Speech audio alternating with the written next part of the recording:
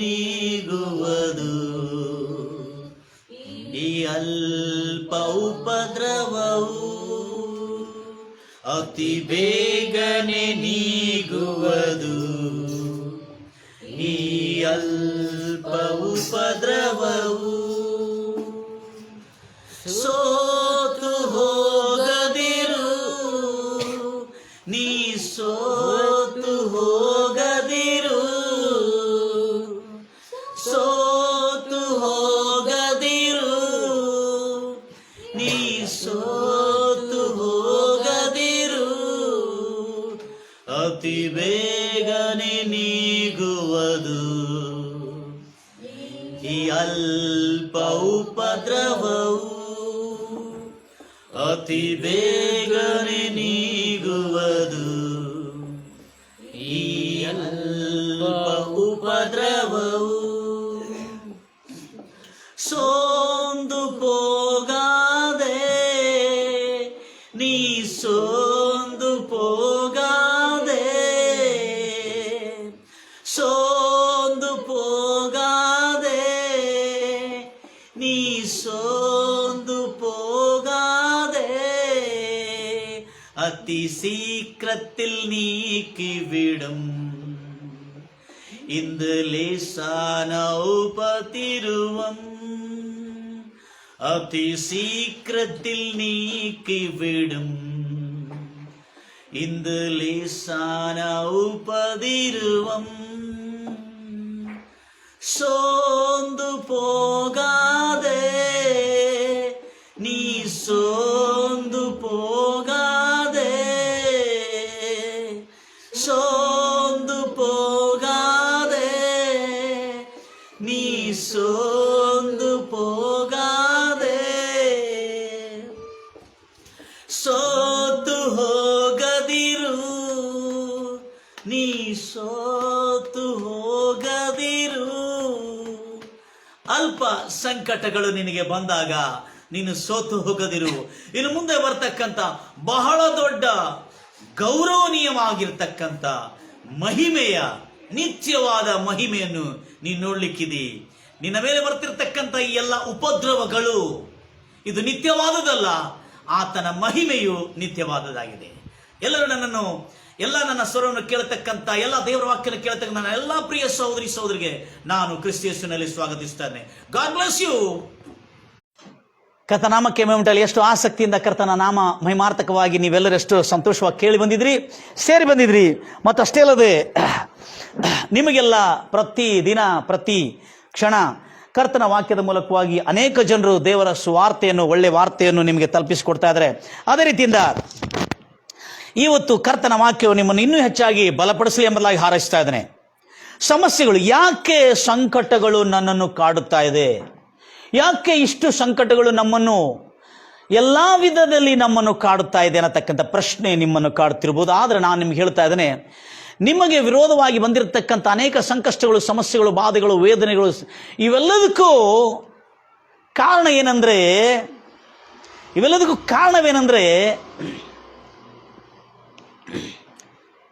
ದೇವರು ಇನ್ನು ಮುಂದೆ ಬಹಳ ದೊಡ್ಡ ಮಹತ್ವ ಕಾರ್ಯಗಳನ್ನು ಮಾಡಲಿಕ್ಕಿದ್ದಾನೆ. ಅನೇಕ ಹಿಂಸೆಯ ಸಂಕಟಗಳು ಅನೇಕ ದೈವ ಭಕ್ತರಿಗೆ ಉಂಟಾಗ್ತಾ ಇದೆ, ಅನೇಕ ಸಂಖ್ಯಾತರಿಗೆ, ಅಲ್ಪಸಂಖ್ಯಾತರಿಗೆ ಉಂಟಾಗ್ತಾ ಇದೆ. ಇದನ್ನೆಲ್ಲ ನೋಡಿರುವಾಗ ಯಾವಾಗಪ್ಪ ಈ ದುಷ್ಟ ಶಕ್ತಿಗಳಿಗೆ ಅಂತ್ಯ ಎಂಬುದಾಗಿ ಬಹಳ ಜನರು ಬೇಸತ್ತುಕೊಂಡು ಅಳುಕೊಳ್ತಾ ಕಣ್ಣೀರಿಡ್ತಾ ಇದ್ದಾರೆ. Praise Lord Jesus. ಗಂಭೀರವಾಗಿ ಹೇಳ್ತಿರಲ್ವಯ್ಯ, ಮನೋಪೃಕದಿಂದ ಹೇಳ್ತಿರಲ್ವಯ್ಯ. ದೇವರ ನಾಮಕ್ಕೆ ಮಹಿಮೆಯುಂಟಾಗಲಿ. ಆತನು ಒಳ್ಳೆಯವನು, ವಿಮೋಚಕನು, ರಕ್ಷಕನಾಗಿದ್ದಾನೆ. Thank you Jesus. Praise Lord Jesus. Got it. ಆದ ಕಾರಣ ನಾವು ಎಲ್ಲ ಕಾರ್ಯಗಳನ್ನು ಗಮನಿಸ್ತಾ ಇರುವಾಗ ಜಾಗ್ರತೆಯಿಂದ ಗಮನಿಸೋಣ. ಯಾಕೆಂದ್ರೆ ನಾನು ಹೋದ ವಾರದಲ್ಲಿ ತಿಳಿಸ್ಕೊಟ್ಟಿದ್ದೇನೆ, ದೇವರು ಇದಕ್ಕೆ ಉತ್ತರ ಕೊಡಿ. ಯಾಕೆ ನನಗೆ ಸಂಕಟಗಳು ನಿಂತು ಹೋಗ್ತಾ ಇಲ್ಲ, ಯಾಕೆ ನಮ್ಮ ವಿರೋಧವಾಗಿ ಬರ್ತಕ್ಕಂಥ ಅನೇಕ ಸಮಸ್ಯೆಗಳು, ರೋಗ ಎಂಬ ಸಮಸ್ಯೆ ಆಗಿರ್ಬೋದು, ಬಡತನ ಎಂಬ ಸಮಸ್ಯೆ ಆಗಿರ್ಬೋದು, ಮನೆಯಲ್ಲಿರ್ತಕ್ಕಂಥ ಅನೇಕ ರೀತಿಯಾದಂಥ ವಿಧವಾದಂಥ ಸಮಸ್ಯೆಗಳು, ತೊಂದರೆಗಳು, ಸಂಕಟಗಳು ನಮ್ಮನ್ನು ಕಾಡ್ತಾ ಇರ್ಬೋದು, ಕಾಡಲಿಕ್ಕೆ ಈಗ ತಲೆ ಎತ್ತಿರ್ಬೋದು. ಆದರೆ ಇದಕ್ಕೆಲ್ಲ ಕಾರಣ ಏನು? ದೇವರನ್ನು ನಂಬಿಕೊಂಡು ನಂಬಿಕಸ್ಥರಾಗಿದ್ದವರಿಗೆ ಶುಭವಾರ್ತೆ. ದೇವರ ಮಾತನ್ನು ಕೇಳಿ ಅದಕ್ಕೆ ನಂಬಿಕಸ್ಥರಾಗಿದ್ದವರಿಗೆ ಶುಭವಾರ್ತೆ. Thank you Jesus. ಅದಕ್ಕೆ ನಂಬಿಕಸ್ಥರಾಗಿರ್ತಕ್ಕಂಥ ಶುಭವಾರ್ತೆ. ಈಗ ಅದನ್ನು ನಾವು ಗಮನಿಸೋಣ. ಯಾಕೆಂದರೆ ಕರ್ತನ ನಾಮಕ್ಕೆ ಮಹಿಮೆ ಉಂಟಾಗಲಿ. ನಾವೆಷ್ಟು ಆಸಕ್ತಿಯಿಂದ ಸೇರಿ ಬಂದಿದ್ದೇವೆ. ದಾನಿಯೇಲನು ತನ್ನ ಜೀವನದಲ್ಲಿ ಹೇಗೆ ಬದುಕಿದನು, ಆತನಿಗೆ ಸಂಕಟ ಸಮಸ್ಯೆ ಆರಂಭವಾದಾಗ ನಾನು ಕಂಡಿದ್ದೇನೆಂದರೆ, ಗುಡ್ ನ್ಯೂಸ್ ಏನಂದರೆ, ನಿನಗೆ ಅನೇಕ ಸಂಕಷ್ಟಗಳು, ಮಹಾ ದೊಡ್ಡ ಸಂಕಷ್ಟಗಳು ನಿನ್ನ ಮೇಲೆ ಬಂದು ಬೀಳುವ ಸಮಸ್ಯೆಗಳು, ಸಂದರ್ಭಗಳು ಕಂಡು ಬಂದಾಗ ನೀವು ಭಯಭೀತಿಯಾಗಬೇಡ್ರಿ, ಭಯಭ್ರಾಂತರಾಗಬೇಡ್ರಿ. ಲೋಕದಲ್ಲಿ ನಿಮಗೆ ಶ್ರಮೆ, ಆದರೆ ನೀವು ಧೈರ್ಯವಾಗಿರಿ. ಯೇಸು ಹೇಳಿದ್ದಾರೆ, ನಾನು ಲೋಕವನ್ನು ಜಯಿಸಿದ್ದೇನೆ. ಲೋಕದಲ್ಲಿ ಶ್ರಮೆ, ಆದರೆ ನೀವು ಧೈರ್ಯವಾಗಿರ್ರಿ. ಲೋಕದಲ್ಲಿ ನೀವು ಕೇಳುವಾಗ ಶ್ರಮೆ, ಆದರೆ ನೀವು ಧೈರ್ಯವಾಗಿರ್ರಿ, ನಾನು ಲೋಕವನ್ನು ಜಯಿಸಿದ್ದೇನೆ. ಇನ್ನೊಂದು ಕಡೆ ನಾವು ನೋಡ್ತಾ ಇದ್ದೇವೆ, 4ನೇ ಅಧ್ಯಾಯ 17ನೇ ವಚನ, 2 ಕೊರಿಂಥಿ 4ನೇ ಅಧ್ಯಾಯ 2 ಕೊರಿಂಥಿ 4ನೇ ಅಧ್ಯಾಯ 17ನೇ ವಚನದಲ್ಲಿ ನಾವು ಸ್ಪಷ್ಟವಾಗಿ ನೋಡ್ತಾ ಇದ್ದೇವೆ. ಬಹಳ ಹೇಗೆ ಅಂದರೆ, ಕ್ಷಣ ಮಾತ್ರ, ಕೊಂಚ ಕಾಲ ಮಾತ್ರ ಇರುವ, ಕ್ಷಣ ಮಾತ್ರ ಇರುವ ನಮ್ಮ ಎಂಥ ಸಂಕಟ, ಹಗುರ ಸಂಕಟಗಳೇನೋ ದೊಡ್ಡದಾಗಿರುವುದಿಲ್ಲ. ಯಾರು ಕ್ರಿಸ್ತನನ್ನು ನಂಬಿಕೊಂಡು ಆತನ ವಾಕ್ಯದ ಮೇಲೆ ಭರವಸೆ ಇಟ್ಟುಕೊಂಡಿದ್ದವರಿಗೆ ಯಾರಿಗೂ ಭಾರವಾದ ಸಂಕಟ. ಅದಕ್ಕೆ ಸುಂದರವಾಗಲಿ, ನಿಮ್ಮ ಶಕ್ತಿಗೆ ಮೀರಿದ ಶೋಧನೆಯೂ ಎಂದಿಗೂ ನೀಡುವುದಿಲ್ಲ. What A wonderful god. ಅದಕ್ಕಾಗಿ ನನ್ನ ಪ್ರಿಯ ಸಹೋದರೇ, ಅನೇಕ ರೀತಿಯಾದಂಥ ಹಗುರವಾದ ಸಂಕಟಗಳು ನಿಮ್ಮ ಮೇಲೆ ನಿಮ್ಮನ್ನು ಕಾಡ್ತಾ ಇರಬಹುದು, ಬರ್ತಾ ಇದೆ ಎಂಬುದಾಗಿ ನಿಮ್ಗೆ ತೋರ್ತಾ ಇರಬಹುದು. ಆದರೆ ಆ ಸಂಕಟಗಳನ್ನು ದೊಡ್ಡದಾಗಿ ಭಾವಿಸಬೇಡ್ರಿ. ಹಲ್ಲೆಲೂಯಾ. ಏ ಮತ್ ಕಹೋ ಖುದಾ ಸೆ ಮೇರೆ ಮುಸ್ಕಿಲೆ ಬಡೆ ಹೈ, ಏ ಮತ್ ಕಹೋ ಖುದಾ ಸೆ ಮೇರೆ ಮುಸ್ಕಿಲೆ ಬಡೆ ಹೈ, इन मुश्किलों से कह दो मेरा खुदा बड़ा है, इन मुश्किलों से कह दो मेरा खुदा बड़ा है. ये मत कहो खुदा से मेरे मुश्किलें बड़े हैं, ये मत कहो खुदा से मेरे मुश्किलें बड़े हैं, इन मुश्किलों से कह दो मेरा खुदा बड़ा है, इन मुश्किलों से कह दो मेरा यीशु बड़ा है. ಹಲ್ಲೆಲೂಯಾ. ಅದಕ್ಕಾಗಿ ಇಲ್ಲಿ ನಾವು ತಿಳಿಯತಕ್ಕಂಥದ್ದು ಬಹಳ ದೊಡ್ಡ ಸಂಗತಿ ಏನಂದ್ರೆ, ನಿಮ್ಮ ಸಂಕಟಗಳು ಹಗುರವಾದದ್ದು, ಆಮೇಲೆ ಈ ಸಂಕಟವು ಹಗುರವಾದದ್ದು, ಆದರೆ ಇನ್ನು ಮುಂದೆ ಬರ್ತಕ್ಕಂಥ ಅಧಿಕವಾದ ಮತ್ತು ನಿತ್ಯವಾದ, ಅತ್ಯಧಿಕವಾದ ಮತ್ತು ನಿತ್ಯವಾದ ಗೌರವವುಳ್ಳ ಮಹಿಮೆಯನ್ನುಂಟು ಮಾಡುತ್ತದೆ. ಈ ಮಹಿಮೆಯನ್ನು ಕಳ್ಕೊಂಡಿದ್ದಾರೆ. ಎಲ್ಲರೂ ಪಾಪ ಮಾಡಿ ದೇವರಿಂದ ಉಂಟಾಗತಕ್ಕಂಥ ಮಹಿಮೆಯನ್ನು ಕಳ್ಕೊಂಡಿದ್ದಾರೆ. ಆದರೆ ಯೇಸು ಕ್ರಿಸ್ತ, ಬೈಬಲ್ ಹೇಳ್ತಾರೆ, ಯೇಸು ಕ್ರಿಸ್ತನ ರಕ್ತ ಪ್ರೋಕ್ಷಣದಿಂದ ಆತನನ್ನು ನಂಬುವವರು ತಿರುಗಿ ನೀತಿವಂತರಾಗಿ ಎನಿಸಲ್ಪಟ್ಟು ಆ ಮಹಿಮೆಗೆ ಪಾತ್ರರಾಗಿದ್ದಾರೆ. ಎಲ್ಲ ಹೇಳ್ತಾರಲ್ಲ, ಆ ಮಹಿಮೆ, ಈ ನಿತ್ಯವಾದ ಮಹಿಮೆ ಅನ್ನೋದು ನಮ್ಮ ಜನರು ಸ್ವಲ್ಪ ಅಪಾರ್ಥ ಮಾಡಿಕೊಂಡಿದ್ದೇವೆ ನಾವು ಪೂರ್ವದಲ್ಲಿ. ನಾನೇನು ಹೇಳೋದಂದ್ರೆ, ಈ ಅಲ್ಪವಾದ ಸಂಕಟವನ್ನು ನೋಡಿ ನನ್ನ ಪ್ರಿಯ ಸಹೋದರ, ಟುಡೇಸ್ ಮೆಸೇಜ್, ನಿನ್ನ ಸಂಕಟ ದೊಡ್ಡದಲ್ಲ. Light afflictions, not a clear things. ಇದು ಏನು ಅಷ್ಟು ಕಷ್ಟಕರವಾದದ್ದು ನಾನು ಎಷ್ಟು ಸುಂದರವಾಗಿ ಹೇಳಲಾಗ್ತದೆ. ಬಹಳ ಸುಂದರವಾದಂಥ ಸಂಗತಿಗಳನ್ನು ನೋಡೋದು. Light afflictions for the eternal honourable glory. Praise Lord Jesus. ಯಾರಿಗಿದು? ಕ್ರಿಸ್ತನಲ್ಲಿ ನಂಬಿಕೆ ಇಟ್ಟು ಆತನ ವಾಕ್ಯಗಳಲ್ಲಿ ಪ್ರಾಮಾಣಿಕರಾಗಿ, ಆತನ ನೀತಿ ನ್ಯಾಯ ಪ್ರಮಾಣಗಳನ್ನು ಅನುಸರಿಸುವರಾಗಿ, ಯಾವತ್ತಿಗೂ ಸುಳ್ಳು ಮಾತಾಡದವನಾಗಿ, ಯಾವತ್ತಿಗೂ ದೇವರ ವಾಕ್ಯಾಜ್ಞೆಗಳಿಗೆ ವಿರೋಧವಾಗಿ ನಡ್ಕೊಳ್ಳದವನಾಗಿರುವವನಿಗೆ, ಮತ್ತು ಎಲ್ಲ ನನ್ನ ಪ್ರಿಯ ಶೋಷಿತರಿಗೆ, ಸಂತ್ರಸ್ತರಿಗೆ, ಎಲ್ಲ ನನ್ನ ಪ್ರಿಯ ನಮ್ಮ ಭಾರತ ದೇಶದಲ್ಲಿರುವಂಥ ಅನೇಕ ಪ್ರಿಯರು, ಶೋಷಿತರು, ಸಂತ್ರಸ್ತರಿಗೆ ಶುಭವಾರ್ತೆ ಏನಂದರೆ, ದುಷ್ಟ ಶಕ್ತಿಗಳ ಅಂತ್ಯ ಆರಂಭವಾಗಿದೆ. ದುಷ್ಟಶಕ್ತಿಗಳ ನಿರ್ಮೂಲ ಆರಂಭವಾಗಿದೆ. ಯಾವಾಗ? ಬೈಬಲ್ ಬಹಳ ಚೆನ್ನಾಗಿ ಹೇಳ್ತಾ ಇದೆ. ಮೋಸೆ ಕಾಲದಲ್ಲಿ ದುಷ್ಟ ಪ್ರಭುತ್ವ, ಅರಸನು ಬಂದಿರುವಾಗ ಆ ಸಮಯದಲ್ಲಿ ಆಗಿದ್ದ ಕಾರಣಗಳು ಏನಂದ್ರೆ, ಅರಸನು ಏನು ಸರಿಯಾಗಿ ಹೇಳ್ತಾರೆ, ಅರಸನ ಕಡೆ ಈ ಮೋಸೆಯನ್ನು ಕಳಿಸ್ತಾ ಇರುವಾಗ ಇಸ್ರಾಯೇಲ್ ಜನಾಂಗ ದಾಸತ್ವದ ದಬ್ಬಾಳಿಕೆಯಲ್ಲಿರುವಾಗ, ಬಹಳ ಜಾಗ್ರತೆ, ದಾಸತ್ವದ ದಬ್ಬಾಳಿಕೆಯಲ್ಲಿರುವಾಗ, ಆ ಸಮಯದಲ್ಲಿ ದಬ್ಬಾಳಿಕೆಯಲ್ಲಿ 350 ವರ್ಷ ಆದಮೇಲೆ ದಾಸತ್ವದ ದಬ್ಬಾಳಿಕೆ ಬರ್ತಾ ಹೆಚ್ಚಿತ್ತು. ಆಮೇಲೆ ಕೊನೆ 430 ವರ್ಷಕ್ಕೆ ಬಹಳ ತುಂಬಿ ಹೋಗಿತ್ತು. ಆ ಸಮಯದಲ್ಲಿ, ದಬ್ಬಾಳಿಕೆಯ ಸಮಯದಲ್ಲಿ ದೇವರು ಮೋಸೆಯನ್ನು ಎಬ್ಬಿಸಿ ಹೇಳ್ತಾ ಇದ್ದಾನೆ, ಹೋಗು ನೀನು ಆ ಫರೋಹನ ಬಳಿಗೆ, ಫರೋಹನ ಹತ್ರ ಹೋಗಿ ಮಾತನಾಡು, ನನ್ನ ಜನರನ್ನು ನನ್ನನ್ನು ಸೇವಿಸುವುದಕ್ಕಾಗಿ ಅವರನ್ನು ಬಿಟ್ಟು ಬಿಡು ಎಂಬುದಾಗಿ ಹೇಳಿ ಕೇಳು. ಆದರೆ ನಿನಗೆ ಹೇಳ್ತಾ ಇದ್ದಾನೆ ಮೊದಲೇ, ಅವನು ಬಿಡುವುದಿಲ್ಲ ಅಂತೇಳಿ. ಅಂದರೆ ಅರ್ಥ ಏನು? ಲೋಕದಲ್ಲಿ ನಿಮಗೆ ಶ್ರಮೆ, ಆದರೆ ಧೈರ್ಯವಾಗಿರಿ, ನಾಟ್ ಭಯಪಡಬೇಡಿ. ಧೈರ್ಯವಾಗಿ, ಭಯ ಅನ್ನೋದು ಪದನೇ ಇಲ್ಲ, ಧೈರ್ಯವಾಗಿರ್ರಿ. ಯಾವುದರ ಕುರಿತು ನಾನು ಹೆಚ್ಚಾಗಿ ಭಯಪಟ್ಟಿದ್ದನೋ ಅದೇ ನನಗೆ ಸಂಭವಿಸುವುದು ಎಂಬುದಾಗಿ ಏಬು ತನ್ನ ಪಾಪವನ್ನು ಅರಿಕೆ ಮಾಡಿದ್ದಾನೆ. ಏಬು ತಾನು ಮಾಡಿರ್ತಕ್ಕಂಥ ಒಂದು ತಪ್ಪಾದ ಕಲ್ಪನೆಯನ್ನು ಅರಿಕೆ ಮಾಡಿದ್ದಾನೆ. ಯಾವುದರ ಕುರಿತು ನಾನು ಹೆಚ್ಚಾಗಿ ಭಯಪಟ್ಟಿದ್ದೇನೆ ಅದೇ ನನಗೆ ಸಂಭವಿಸಿದೆ. ಅದಕ್ಕಾಗಿ ಯೇಸು ಕ್ರಿಸ್ತ ಹೇಳ್ತಾ ಇದ್ದಾನೆ ಏನಂತ ತಿಳ್ಕೊಂಡು, ಲೋಕದಲ್ಲಿ ನಿಮಗೆ ಲೋಕದಲ್ಲಿ ಶ್ರಮೆ, ಆದರೆ ನೀವು ಭಯಪಡಬೇಡ್ರಿ, ಯಾಕಂದ್ರೆ ನಿಮ್ಮ ನಿಮಿತ್ತ ನಾನು ಲೋಕವನ್ನು ಜಯಿಸಿದ್ದೇನೆ. Praise the Lord Jesus. ಆದ ಕಾರಣ ಇಲ್ಲಿ ಮೋಸೆಗೆ ಈ ರೀತಿಯಲ್ಲಿ ಸಮಸ್ಯೆಗಳು ಬಂದಿರುವಾಗ ಮೋಸೆಗೆ ದೇವರು ಮೊದಲೇ ಹೇಳ್ತಾ ಇದ್ದಾನೆ, ನೀನು ಹೋಗು, ಲೋಕದ ಪ್ರಭುತ್ವಗಳು ನಿನಗೆ ವಿರೋಧವಾಗಿ ಎದ್ದು ನಿಂತಿದೆ, ಹೋಗು, ಲೋಕದಲ್ಲಿ ನಿಮಗೆ ಶ್ರಮೆ, ಆದರೂ ಧೈರ್ಯವಾಗಿ ಹೋಗು, ಅವ್ನು ನಿಂಗೆ ಬಿಡುವುದಿಲ್ಲ. ಮೊದಲೇ ಹೇಳ್ತಾ ಇದ್ದಾನೆ. ಏನು ಹೇಳ್ತಾ ಇದ್ದಾನೆ? ಬಿಡುವುದಿಲ್ಲ. ಯಾಕೆ ಬಿಡುವುದಿಲ್ಲ ಅಂದ್ರೆ, ಎಷ್ಟು ಚೆನ್ನಾಗಿದೆ, ಯಾಕೆ ಬಿಡುವುದಿಲ್ಲ ಅಂದ್ರೆ 3ನೇ ಅಧ್ಯಾಯ 19ನೇ ವಚನ, ವಿಮೋಚನೆ ಕಾಂಡ 3ನೇ ಅಧ್ಯಾಯ 19ನೇ ವಚನ. 3 ಸಾರಿ ಈ ಮಾತನ್ನು ಹೇಳ್ತಾನೆ. ಯಾಕೆ ಸಂಕಟ ಹೆಚ್ಚಿದೆ, ಯಾಕೆ ಸಮಸ್ಯೆಗಳು ಮತ್ತು ಶೋಷಣೆಯು ಮತ್ತು ಮಾನಸಿಕವಾಗಿ ದೈಹಿಕವಾಗಿ ಕಿರುಕುಳವು, ಹ್ಯಾರಾಸ್ಮೆಂಟು, ಬಾಧೆ, ಅನೇಕ ದುಷ್ಟ ಶಕ್ತಿಗಳಿಂದ ಬಾಧೆ ಯಾಕೆ ಬಂದಿದೆ ಎಂಬುದಾಗಿ ಇಲ್ಲಿ ಹೇಳ್ತಾ ಇದ್ದಾನೆ.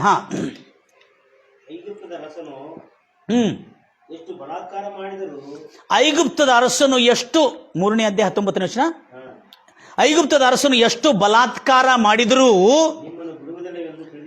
ನೀವು ಎಷ್ಟು ಒತ್ತಾಯ ಮಾಡಿದ್ರು ಬ್ರದರ್, ನೀವು ಎಷ್ಟು ಒತ್ತಾಯ ಮಾಡಿದ್ರು ನಿಮ್ಮನ್ನು ಬಿಡುವುದಿಲ್ಲ ಎಂದು ಮೊದಲೇ ತಿಳಿಸುತ್ತಿದ್ದೇನೆ. ಆದ ಕಾರಣ, ಯಾವ ಕಾರಣ? ಆದ ಕಾರಣ, ಆದ ಕಾರಣ ನಾನು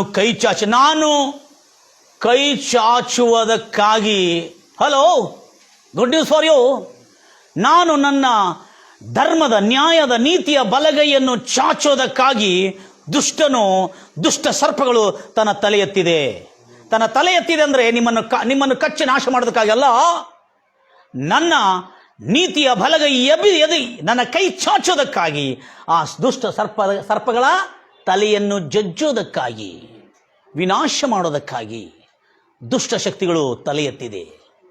ಪ್ರೈಸ್ ಲಾರ್ಡ್ ಜೀಸಸ್. ಗಂಭೀರವಾಗಿ ಹೇಳ್ತಿರಲ್ಲ. ಈ ಚಿಕ್ಕ ಮೂಲೆಯಿಂದ ನಾನು ಹೇಳ್ತಾ ಇದ್ದೆ, ನನ್ನ ಎಲ್ಲ ಪ್ರಿಯ ಸಹೋದರರೇ, ಬಡತನದಿಂದ ಶೋಷಿತರೇ, ರೋಗದಿಂದ ಸಂತ್ರಸ್ತರೇ, ಅನೇಕ ವಿಧವಾದಂಥ ಸಂಕಟಗಳಿಂದ ಬಾಧಿತರೆ, ನಿಮ್ಮೆಲ್ಲರಿಗೆ ಒಂದು ವಾರ್ತೆ ಏನಂದ್ರೆ, ನಿಮ್ಮನ್ನು ಬಾಧಿಸ್ತಿರ್ತಕ್ಕಂಥ ರೋಗವಾಗಲಿ, ನಿಮ್ಮನ್ನು ಬಾಧಿಸ್ತಿರ್ತಕ್ಕಂಥ ಸಂಕಟಕ್ಕೆ ಕಾರಣವಾಗಿರ್ತಕ್ಕಂಥ ದುಷ್ಟ ಶಕ್ತಿಗಳಾಗಲಿ, ಅಥವಾ ನಿಮ್ಮನ್ನು ಬಾಧಿಸ್ತಿರ್ತಕ್ಕಂಥ ಬಡತನವಾಗಲಿ, ಇವೆಲ್ಲದಕ್ಕೆ ನಿಮ್ಮ ಜೀವನದಲ್ಲಿ ಅಂತ್ಯದ ಕಾಲ ಬಂದಿದೆ. ಯಾಕಂದ್ರೆ ಕರ್ತನಾದ ಸರ್ವಶಕ್ತನಾದ ದೇವರು ಅವುಗಳನ್ನು ನಾಶ ಮಾಡೋದಕ್ಕಾಗಿ ತನ್ನ ಕೈಯನ್ನು ಚಾಚಿದ್ದಾನೆ. ಗಂಭೀರವಾಗಿ ಹೇಳ್ತಿರಲ್ಲ, ಅದರ ಅಂತ್ಯ ಆರಂಭವಾಗಿದೆ ಎಂಬುದಾಗಿ. 430 ವರ್ಷ ಇಂಥ ಪರಿಸ್ಥಿತಿ ಬಂದಿಲ್ಲ. ಎಲ್ಲರೂ ಚೆನ್ನಾಗಿದ್ರ? ಓಕೆ. 430 ವರ್ಷ ಯಾವುದೇ ಇಂಥ ಪರಿಸ್ಥಿತಿ ಬಂದಿಲ್ಲ. ನೋಡ್ರಿ, ಎಲ್ಲೂ ನೋಡ್ರಿ ಸಿಸ್ಟರ್, ಅಲ್ಪವಾದ ಸಂಕಟವನ್ನು ನೋಡಿ ನೀವು ಸೋತು ಹೋಗದಿರಿ. ಬಹಳ ಸುಂದರವಾಗಿದೆ.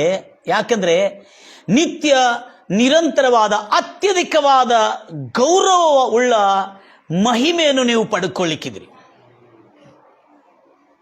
ನಾನು ಅನೇಕ ಸತ್ಯವಂತರು, ದೇವರಲ್ಲಿ ಪ್ರಾಮಾಣಿಕರಾದ ಭಕ್ತರ ಜೀವನದಲ್ಲಿ ಎಷ್ಟೋ ಸಂಕಟಗಳು ಬಂದಾಗ, ಅನೇಕ ಕೆಲವರು ತಮ್ಮಲ್ಲಿರ್ತಕ್ಕಂಥ ಪಾಪದ ನಿಮಿತ್ತ, ತಮ್ಮಲ್ಲಿರ್ತಕ್ಕಂಥ ಪಾಪಿಷ್ಟದ ನಿಮಿತ್ತ ಅಥವಾ ಅಪರಾಧಗಳ ನಿಮಿತ್ತ, ದ್ರೋಹಗಳ ನಿಮಿತ್ತ ಅವರು ಅದರಲ್ಲಿ ಶೋಷಿತರಾಗಿ ಅದರಲ್ಲಿ ಪತನವಾಗಿರುವುದನ್ನು ನಾವು ನೋಡಿದ್ದೇವೆ. ಆದರೆ ಬೇಗನೆ ಮನಸ್ಸು ತಿರ್ಕೊಂಡ್ರೆ ಅವನು ಬದುಕ್ತಾನೆ, ಅವನು ರಕ್ಷಣೆ ಹೊಂದ್ತಾನೆ.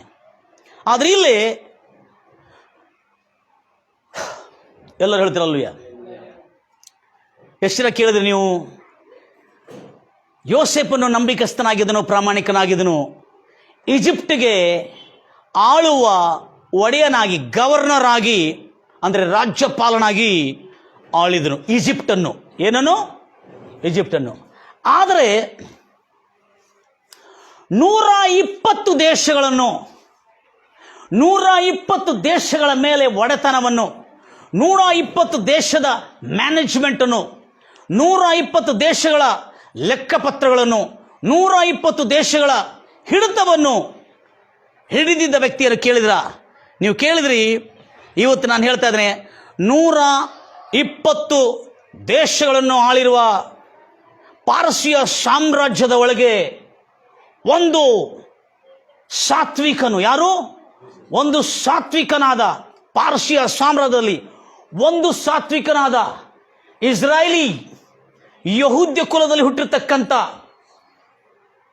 ದಾನಿಯೇಲನು 120 ದೇಶಗಳನ್ನು, ಓಹ್ ಹಲ್ಲೆಲೂಯಾ, ಎಲ್ಲರ ಕೈಗಳು ತಡ್ತೇವೆ ಬಿಡಿಸ್ರಿ, 120 ದೇಶಗಳ ಮೇಲೆ ದೊರೆತನವನ್ನು ಸಾತ್ವಿಕತ್ವದಿಂದ, ಅವರ ಶಾಂತತೆಯಿಂದ, ಅವರ ಆ ದಾನಿಯೇಲನು 120 ದೇಶಗಳಿಗೆ. ಸಿಸ್ಟರ್, ನನ್ನ ಎಲ್ಲ ಪ್ರಿಯ ಸಹೋದರಿ ಸಹೋದರೇ, ಇವತ್ತು ನೀವು ಕೇಳ್ತಾ ಇದ್ದೀರಿ, Daniel dominated, Daniel had a possession, Daniel had an authority over 120 countries of this world in the days of Persian Empire. ಎಲ್ಲರೂ ಹೇಳ್ತಾರಲ್ವಯ್ಯ? Price Lord Jesus. ನನ್ನ ಆಂಗ್ಲ ಭಾಷೆ ನೋಡಿ ಕೆಲವು ಜನರಿಗೆ ಹೃದಯದಲ್ಲಿ ಆನಂದದ ಕಾರಂಜಿಗಳು, ಸಂತೋಷವಾಗಿ ಕೇಳ್ತಾ ಇದ್ರಿ. ಹಲ್ಲೆಲೂಯಾ. 120 ದೇಶಗಳನ್ನು ಆಳಿರುವ ಎಷ್ಟು ದಿನಗಳು ನಾವು ಓದ್ತಾ ಇದ್ದೇವೆ, ಹೌದಲ್ಲ? ನನ್ನ ಎಲ್ಲ ಪ್ರಿಯ ಸಹೋದರಿ ಸಹೋದರೇ, ನಾನು ಯಾವಾಗಿಂದ ಕರ್ತನ ರಾಜ್ಯದ ಸೇವೆಯಲ್ಲಿ ಬಂದಿದ್ದೇನೆ, ಬಹಳಷ್ಟು ಕಲಿತು ಆನಂದ ಪಟ್ಟಿದ್ದೇನೆ. ಆದರೆ ಬೈಬಲನ್ನು ಅರ್ಥ ಮಾಡ್ಕೋಬೇಕಾದ್ರೆ ಥಿಯಾಲಜಿಗಳು ಓದಿರಬೇಕು, ಹೌದು. ಆದರೆ ದೇ ಶುಡ್ ಸ್ಟಡಿ ಕಿಂಗ್ಡಮ್ ಲಾಜಿನೂ ಓದಿರಬೇಕು. ಏನು? ರಾಜ್ಯದ ವ್ಯವಸ್ಥೆಯನ್ನು ಕೂಡ ಅಧ್ಯಯನ ಮಾಡಿರಬೇಕು. ಎಲ್ಲರೂ ಹೇಳ್ತಿರಲ್ವಯ್ಯ? ನಾನು ಇವತ್ತು, ನಾವು ಬಹಳ ಸಾರಿ ಭಾವಿಸಿದ್ದೇವೆ, ಶಡ್ರಕ್ ಮೇಷಕ್ ಅಬೇದ್ನೆಗೋ ಯಾರ ಮಕ್ಕಳು? ಅವ್ರು ಯಾರೋ ಮಕ್ಕಳು. ದಾನಿಯೇಲ್ ಯಾರ ಮಗನು? ಇನ್ನೊಬ್ಬ ತಂದೆ ಮಗನು. ಶಡ್ರಕ್ ಮೇಷಕ್ ಅಬೇದ್ನೆಗೋ ಯಾರ ಮಕ್ಕಳು? ಇನ್ನೊಂದು ತಂದೆ ಮಕ್ಕಳು ಎಂಬುದಾಗಿ ನಮ್ಮ ಜನರು ಹಾಗೆ ಭಾವಿಸಿದರು. ಹಲ್ಲೆಲೂಯಾ. ಆದರೆ ದಾನಿಯೇಲನು ಕೂಡ ಮತ್ತು ಶಡ್ರಕ್ ಮೇಷಕ್ ಅಬೇದ್ನೆಗೋ ಕೂಡ ಒಂದೇ ತಂದೆ ಮಕ್ಕಳವರು. ಹಲ್ಲೆಲೂಯಾ. ನಮ್ಮ ಮನೆ, ನಮ್ಮ ಸಭೆಯಲ್ಲಿರ್ತಕ್ಕಂಥ ಅನೇಕ ಜನರು ಎಷ್ಟು ಆಸಕ್ತಿಯಿಂದ ಹೂ ಕೊಡ್ತಾ ಕೇಳ್ತಾ ಇದ್ದಾರೆ ದೇವರ ವಾಕ್ಯ. ಸಂತೋಷ. ಎಷ್ಟು ಬ್ರದರ್? ಒಂದೇ ಮಕ್ಕಳ? ಹೌದು ಬ್ರದರ್? ಹಾ, ವೆರಿ ಗುಡ್ ಇಲ್ಲ ಬೇಕಂತ ಕನ್ಫ್ಯೂಸ್ ಮಾಡ್ತಾ ಇದ್ದೆ ನಾನು. ಯಾಕಂದ್ರೆ ನನಗೂ ಗೊತ್ತಿದೆ ಅಂತ ತಿಳ್ಕೊಬೇಡ್ರಿ ಬ್ರದರ್, ನನಗೂ ಗೊತ್ತಿತ್ತು ಅಂತ ತಿಳ್ಕೊಬೇಡ್ರಿ. ನಾನು ಹಂಗೆ ಭಾವಿಸಿದೆ. ದಾನಿಯೇಲನು ಬೇರೆ ತಂದೆ ತಾಯಿ ಮಕ್ಕಳು, ಶಡ್ರಕ್ ಮೇಷಕ್ ಅಬೇದ್ನೆಗೋ ಬೇರೆ ತಂದೆ ತಾಯಿ ಮಕ್ಕಳು ಅಂತ್ರಿ. But I want to tell you something special. Shadrach Meshach Abednego ಹಿರಿಯ ಮಗನಾಗಿರ್ತಕ್ಕಂಥ ದಾನಿಯೇಲನು ಒಂದೇ ತಂದೆ ಮಕ್ಕಳು. ಅವರ ತಂದೆ ಹೆಸರು ಯೆಹೂದ ಎಂಬುದಾಗಿ ಓದ್ತೀರಿ, ತೆಗಿರಿ ಆ ಮಾತನ್ನು. ದಾನಿಯೇಲನ ಪುಸ್ತಕದಲ್ಲಿ 1ನೇ ಅಧ್ಯಾಯ. ನಾನು ಹೇಳುವುದು ಯಾಕಂದ್ರೆ 120 ದೇಶಗಳ ಮೇಲೆ ಒಡೆತನವನ್ನು ಸಾಧಿಸಿರ್ತಕ್ಕಂಥ ದಾನಿಯೇಲನು. ಎಷ್ಟನೇ ವಚನ ಹೇಳಪ್ಪ ಅವ್ರಿಗೆ? 1:6. ಅವರಲ್ಲಿ ಯೆಹೂದನ ಮಕ್ಕಳಾಗಿರುವ ಮಕ್ಕಳ ಒಳಗಿಂದ ದಾನಿಯೇಲ್, ಅನನ್ಯ. ಯಾರು ಅನನ್ಯ? ಯಾರು ನೋಡ್ರಿ, ಅನನ್ಯ, ಮಿಶಾಯೇಲ್, ಅಜಾರಿಯಾ. ಇವ್ರು ಯಾರು ಗೊತ್ತಿದೆ? ನಾವು ಲೆಕ್ಕ ಮಾಡಿಲ್ಲ. ಇವರಿಗೆ ಕಂಚುಕಿ ಅಂದ್ರೆ ಗೊತ್ತಿದೆ ನನ್ನ ಪ್ರಿಯ ಸಹೋದರೇ. ಕಂಚುಕಿ ಅಂದ್ರೆ ಯೂನಕ್. ಕಂಚುಕಿ ಅಂದ್ರೆ ಗೊತ್ತಿದೆ. ಕಂಚುಕಿ ಅಂದ್ರೆ ಕಾಚಿನ ವಸ್ತುಗಳು ಅಂತ ಹೇಳಿದ್ರು. ಕಂಚುಕಿ ಅಂದ್ರೆ ಕಿನ್ನರಿ ಅಂದ್ರೆ ಗೊತ್ತಿದೆ? ಗೊತ್ತಿಲ್ಲ. ನಪುಂಸಕರವರು. ಅದಕ್ಕೆ ಈ ನಪುಂಸಕರಾಗಿರ್ತಕ್ಕಂಥವ್ರು ಆಗಿನ ಕಾಲದಲ್ಲಿ ಅರಸನ ಅಂಗರಕ್ಷಕರಾಗಿದ್ರು. ಇವರು ಎಂತ ಬಾಡಿ ಗಾರ್ಡ್ಸ್, ಅಂಗರಕ್ಷರ ಅಧಿಪತಿಯಾಗಿರ್ತಕ್ಕಂಥ ಏನ್ ಹೆಸರು? ಆತ ಹೆಸರು ಕಂಚುಕಿಯ ಅಧಿಪತಿಯಾಗಿರುವ ಆ ಯಜಮಾನನು ಯಾರಿಗೆ ಹೆಸರಿಟ್ಟಿದ ನೋಡ್ರಿ. ಹೆಸರುಗಳು ಹೇಗೆ ಇಟ್ಟನಂದ್ರೆ, ದಾನಿಯೇಲನಿಗೆ ಬೆಲ್ತ್ ಸೇಜರ್. ದಾನಿಯೇಲನಿಗೆ ಏನಂತ ಹೆಸರು ಕೊಟ್ಟನು? ಬೆಲ್ತ್ ಸೇಜರ್. ಆಮೇಲೆ ಅನನ್ಯಗೆ ನಿಜವಾದ ಹೆಸರೇನ್ರಿ ಇವ್ರದು? ಶಡ್ರಕ್ಕಿಗೆ ಅನನ್ಯ. ಇವರು ಯಹೂದ ಎಂಬ ಒಂದೇ ತಂದೆಯ ಮಕ್ಕಳು. ಯೂದ ದೇಶದಲ್ಲಿರ್ತಕ್ಕಂಥ ಯಹೂದ ಎಂಬ ಒಂದೇ ತಂದೆಯ ಮಕ್ಕಳು. ಅನನ್ಯ ಶಡ್ರಕ್ ಎಂಬುದಾಗಿ ಕರೆಯಲ್ಪಟ್ಟನು. ಮಿಶಾಯೇಲ್ ಏನಂತ ಕರೆಯಲ್ಪಟ್ಟನು? ಮೇಷಕ್ ಎಂಬುದಾಗಿ ಕರೆಯಲ್ಪಟ್ಟನು. ಅಜರಿಯ ಅಬೆದ್ ನೆಗೋ. ಆಕ್ಚುಲಿ ಶಡ್ರಕ್, ಮೇಷಕ್, ಅಬೆದ್ ನೆಗೋ ಇದು ಹೀಬ್ರಿಯರ ಹೆಸರುಗಳಲ್ಲ. ಇದು ಪಾರಸಿಯರು. ಯಾರು? ಪಾರಸಿಯರ, ಮಿದ್ಯ ಹಾಗೂ ಪಾರಸಿಯರ. ಗಂಭೀರವಾಗಿ ಹೇಳ್ತಿರಲ್ವಿಯ? ಇದು ಹೀಬ್ರಿಯರ ಹೆಸರಲ್ಲ, ಇದು ಬಾಬ್ಲೋನಿಯರ ಹೆಸರಾಗಿದೆ. ಅಂತ ಯಾರ ಹೆಸರಾಗಿದೆ? ಬಾಬ್ಲೋನಿಗೆ ಸಂಬಂಧಪಟ್ಟ, ಬಾಬ್ಲೋನ್ ಸಾಮ್ರಾಜ್ಯಕ್ಕೆ ಸಂಬಂಧಪಟ್ಟ ಹೆಸರಾಗಿದೆ. ಆದರೆ ಬಾಬ್ಲೋನಿಯರು ಆವಾಗ ಕಲ್ದಿಯರ ಭಾಷೆ ಮಾತಾಡ್ತಿದ್ರು. ಏನ್ ಮಾತಾಡ್ತಿದ್ರು? ಈ ಬಾಬ್ಲೋನ್ ಎಲ್ಲಿಂದ ಹುಟ್ಟಿ ಬಂದಿದೆ ಗೊತ್ತಿದೆ? ಈಗ ಬಾಬ್ಲೋನ್ ಇರಾಕಿನ ದೇಶದ ಒಳಗಿರ್ತಕ್ಕಂಥ ಒಂದು ಭಾಗ. ಇರಾನ್ ಇದೆ, ಇರಾಕ್ ದೇಶದಲ್ಲಿ ಒಂದು ಇರ್ತಕ್ಕಂಥ ಭಾಗ ಈ ಬಾಬ್ಲೋನ್. ಈ ಕಲ್ದಿಯರ ಭಾಷೆ ಇವ್ರು ಗೊತ್ತಿತ್ತು. ಯಾರು? ಈ ಬಾಬ್ಲೋನ್ ಸಾಮ್ರಾಜ್ಯಕ್ಕೆ. ಈಗ ಗಮನಿಸ್ತೀರಿ,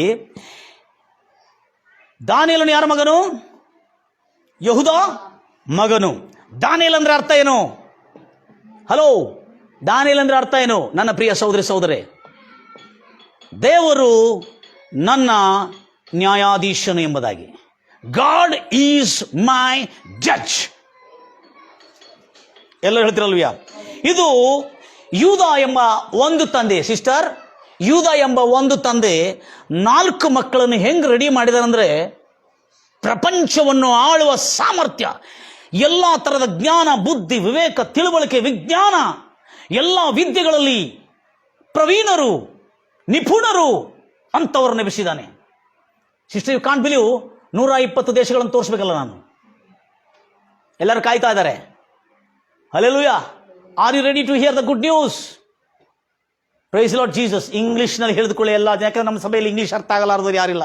ಅದಕ್ಕಿಂತ ಹೆಚ್ಚಾಗಿ ನಮ್ಮ ತಾಯಿ ಬಹಳ ಅರ್ಥ ಮಾಡಿಕೊಳ್ತಾಳೆ. ನೀನೇ ಮೋಟದಾನ ಅನ್ಕೊಂಡವನು ಅಂತೇಳಿ ಅವಾಗ ಹೇಳ್ತಾರೆ. ನಾನೇನು ದಡ್ಡಳು ಅಂತ ತಿಳ್ಕೊಂಡಿದ್ಯಾ? ನನಗೂ ಇಂಗ್ಲಿಷ್ ಬರ್ತದೆ ಎಂಬುದಾಗಿ ನಮ್ಮ ತಾಯಿ ಬಹಳ ಸಾರಿ ನನ್ನ ಜೊತೆಯಲ್ಲಿ ಹಾಡಿದ್ದು ಉಂಟು. ಹಲ್ಲೆಲೂಯಾ. ಗಂಭೀರವಾಗಿ ಹೇಳ್ತಿರಲ್ವಯ್ಯ. ಈಗ ಬ್ರದರ್, 1ನೇ ಅಧ್ಯಾಯ 1ನೇ ವಚನ. ಬ್ಯಾಬ್ಲೋನ್ ಸಾಮ್ರಾಜ್ಯ, ಭೂಮಿಯನ್ನು ಆಳಿರತಕ್ಕಂಥ ದ ಸೂಪರ್ ಪವರ್. 5 ಸೂಪರ್ ಪವರ್ಗಳಲ್ಲಿ ಬ್ರಿಟಿಷ್, ಯುರೋಪಿಯನ್ ಸಾಮ್ರಾಜ್ಯ, ರೋಮನ್ ಸಾಮ್ರಾಜ್ಯ, ಗ್ರೀಕ್ ಸಾಮ್ರಾಜ್ಯ, ಪಾರ್ಸಿಯನ್ ಸಾಮ್ರಾಜ್ಯ ಹಾಗೂ ಬ್ಯಾಬ್ಲೋನ್ ಸಾಮ್ರಾಜ್ಯ.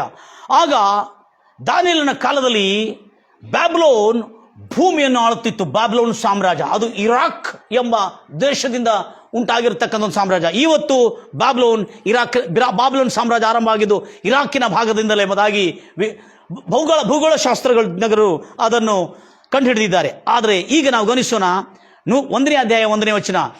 ದಾನಿಯೇಲನು 120 ದೇಶಗಳನ್ನು ಆಳಿದನು, 120 ದೇಶಗಳನ್ನು ಮ್ಯಾನೇಜ್ ಮಾಡಿದನು. ಯಹೂದದ ಅರಸನು. ಬ್ಯಾಬ್ಲೋನ್ ಸಾಮ್ರಾಜ್ಯದ ಕೈಯಲ್ಲಿ ಎಷ್ಟು ದೇಶಗಳಿತ್ತು ಎಂಬುದಾಗಿ. ಯಹೂದದ ಅರಸನು ಆಗಿರುವ ಯಹೂದ್ಯದ ಅರಸನಾಗಿರುವ ಯೋಯಾಕೀಮನು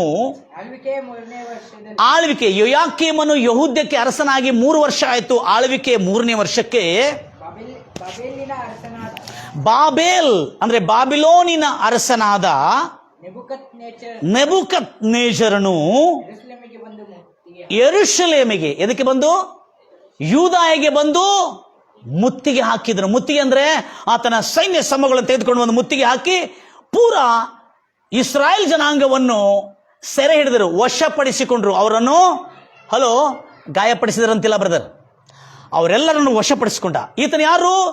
ನೆಬುಕದ್ನೆಚ್ಚರ್. ನೆಬುಕದ್ನೆಚ್ಚರ್ ಯಾರು? ಬ್ಯಾಬ್ಲೋನ್ ಸಮ್ರಾಟನು. ಬ್ಯಾಬ್ಲೋನ್ ಏನ್ ಮಾಡ್ತಿತ್ತು ಅವಾಗ? ಸುಮಾರು 119 ದೇಶಗಳನ್ನು ಆಳ್ತಿತ್ತು. ಎಷ್ಟು? ಬ್ಯಾಬ್ಲೋನ್ ಸಾಮ್ರಾಜ್ಯ ಎಷ್ಟು ದೇಶಗಳನ್ನು ಆಳ್ತಿತ್ತು? ಯಾಕಂದ್ರೆ 119 ದೇಶಗಳನ್ನು ಆಳ್ತಿತ್ತು. ಅದೇ ರೀತಿಯಿಂದ ಇಸ್ರಾಯೇಲ್ ಜನಾಂಗವನ್ನು ಕೂಡ, ಇಸ್ರಾಯೇಲ್ ರಾಷ್ಟ್ರವನ್ನು ಕೂಡ ಏನ್ ಮಾಡ್ಕೊಂಡಿತ್ತು? ತನ್ನ ವಶಕ್ಕೆ ಪಡೆದುಕೊಂಡು. ಆವಾಗ ಎಷ್ಟು ದೇಶಗಳದು? 119 1 ಪ್ಲಸ್ ಆದ್ರೆ 120 ದೇಶಗಳು. ಎಷ್ಟು? 120 ದೇಶಗಳ ಮೇಲೆ ಹಿಡಿತವನ್ನು, 120 ದೇಶಗಳನ್ನು ತನ್ನ ಆಧೀನದಲ್ಲಿ ನಡೆಸಿರ್ತಕ್ಕಂಥ ಬ್ಯಾಬಿಲೋನ್ ಸಾಮ್ರಾಜ್ಯ, ಬಹಳ ಜಾಗ್ರತೆಯಿಂದ ಕೇಳ್ತೀರಿ, ನಡೆಸ್ತಾ ಇರುವಾಗ ಬ್ರದರ್ 120 ದೇಶ, 119 ದೇಶದಲ್ಲಿ ಬಾಬ್ಲೋನಿನ ಸಾಮ್ರಾಜ್ಯ ಹೆಡ್ ಕ್ವಾರ್ಟರ್ ಅನ್ನು ಉನ್ನತವಾದಂಥ ಆಡಳಿತ ಸರ್ಕಾರವನ್ನು ಅವರಿಗೆ ಸಿಗಲಿಲ್ಲ. ಯಾಕಂದ್ರೆ ಅವರಲ್ಲಿ ಜ್ಞಾನಿಗಳಿಲ್ಲಾಗಿದ್ರು, ವಿಜ್ಞಾನಿಗಳಿಲ್ಲಾಗಿದ್ರು, ಪ್ರವೀಣರಿಲ್ಲಾಗಿದ್ರು, ನಿಪುಣರಿಲ್ಲಾಗಿದ್ರು, ದೇವರ ಭಯಭಕ್ತಿಯುಳ್ಳ ಸಾತ್ವಿಕರಿಲ್ಲಾಗಿದ್ರು. ಆದ ಕಾರಣ ಹೋದ್ರಿ ಮುಂದೆ. ಆಗ 1ನೇ ಅಧ್ಯಾಯ 1ನೇ ವಚನ, ಅರಸನಾದ ನೆಬೂಕದ್ನೆಚ್ಚರನು ಯೆರೂಸಲೇಮಿಗೆ ಬಂದು ಮುತ್ತಿಗೆ ಹಾಕಿದನು. ಕರ್ತನು ಯೆಹೂದದ ಅರಸನಾದ ಯೆಹೂದ್ಯದ ಅರಸನಾದ ಯೋಯಾಕಿಮನನ್ನು ದೇವಾಲಯದ ಕೆಲವು ಪಾತ್ರೆಗಳನ್ನು ಯಾರಿಗೆ ಒಪ್ಪಿಸಿದನು? ನೆಬೂಕದ್ನೆಚ್ಚರಗೆ ಒಪ್ಪಿಸಿದನು. ಈಗ ಯಾರು ವಶದಲ್ಲಿದ್ದಾರೆ ಇಸ್ರಾಯೇಲ್ ಜನಾಂಗ? ನೆಬೂಕದ್ನೆಚ್ಚರ್ ದೇಶದಲ್ಲಿ ಎಷ್ಟು ಜನ ಆಗಿದ್ರು? 120. ಎಷ್ಟು ದೇಶಗಳು? 120 ದೇಶಗಳು ಯಾರ ವಶದಲ್ಲಿ ಬಂತು? ನೆಬೂಕದ್ನೆಚ್ಚರ್ ಅರಸನ ವಶದಲ್ಲಿ ಬಂತು. ಅದು ನಾವು ಎಲ್ಲಿ ನೋಡ್ತೀವಿ ಅಂದ್ರೆ, ಬಹಳ ಕಾತುರತೆಯಿಂದ ಕಾದಿದ್ದಾರೆ. ಅಪ್ಪ, ಈ ದೇಶದಲ್ಲಿ ಯಾರು ತಿಳಿಸ್ತಾರೆ ಅಂತೇಳಿ. R you ready? 120 ದೇಶಗಳನ್ನು ಆಳಿರತಕ್ಕಂಥ ದಾನಿಯೇಲ್, ಧರ್ಮೋಪದೇಶ ದಾನಿಯೇಲ್ ಪುಸ್ತಕ 6ನೇ ಅಧ್ಯಾಯ 1ನೇ ವಚನ. ಈಗ ನೆಬೂಕದ್ನೆಚ್ಚರ ಕಾಲವಾದ ಮೇಲೆ ದಾರ್ಯಾವೇಶನು ತನ್ನ ರಾಜ್ಯಭಾರವನ್ನು ಮ್ಯಾನೇಜ್ ಮಾಡೋದಕ್ಕಾಗಿ, ತನ್ನ ಸಾಮ್ರಾಜ್ಯವನ್ನು ಬ್ರದರ್ ನಿರ್ವಹಿಸೋದಕ್ಕಾಗಿ, ಪೂರ ಕಂಟ್ರೋಲ್ನಲ್ಲಿ ತೆಗೆದುಕೊಳ್ಳೋದಕ್ಕಾಗಿ, ಅದರ ಲೆಕ್ಕಪತ್ರಗಳನ್ನು ಸರಿಯಾಗಿ ತೆಗೆದುಕೊಳ್ಳೋದಕ್ಕಾಗಿ ದಾರ್ಯಾವೇಶನು, ಯಾರು? ಬ್ಯಾಬಿಲೋನ್ ಸಾಮ್ರಾಜ್ಯ ಮುಗಿತು ಬ್ರದರ್. ಬ್ಯಾಬಿಲೋನ್ ಸಾಮ್ರಾಜ್ಯ ಮುಗಿದ ಮೇಲೆ ಮಿದ್ಯ ಹಾಗೂ ಪಾರ್ಸಿಯರ ಸಾಮ್ರಾಜ್ಯ ಆರಂಭವಾಯಿತು. ಪಾರ್ಸಿಯರ ಸಾಮ್ರಾಜ್ಯಕ್ಕೆ ಯಾರು ಒಡೆಯನಾಗಿ ಬಂದನು? ದಾರ್ಯಾವೇಶ ಎಂಬ ಅರಸನ ಒಡೆಯನಾಗಿ ಬಂದ. ಆ ಸಮಯದಲ್ಲಿ ನಡೆದಿರ್ತಕ್ಕಂಥದ್ದು ಘಟನೆ ನೋಡ್ತೀರಿ. ಎಷ್ಟು? 120 ಮಂದಿ ಪ್ರಧಾನರನ್ನು. ಯಾವಾಗಾದ್ರೂ ಇದನ್ನ ಆಲೋಚನೆ ಮಾಡಿದೀವ? 120 ಮಂದಿ ಯಾರು ಗೊತ್ತಿದೆ? ಅದು 120 ದೇಶದ ಪ್ರಧಾನಗಳವರು. ಹಲ್ಲೆಲೂಯಾ. ಯಾಕಂದ್ರೆ 120 ದೇಶಗಳನ್ನು ಆಳಬೇಕಾದ್ರೆ ಅವರ ಮೇಲೆ, ಆ ದೇಶಗಳ ಮೇಲೆ 120 ಪ್ರಧಾನರಿದ್ದರಂತೆ. 120 ಪ್ರಧಾನರನ್ನು ಯಾರು ಆರಿಸ್ಕೊಂಡಿದ್ದಾನೆ?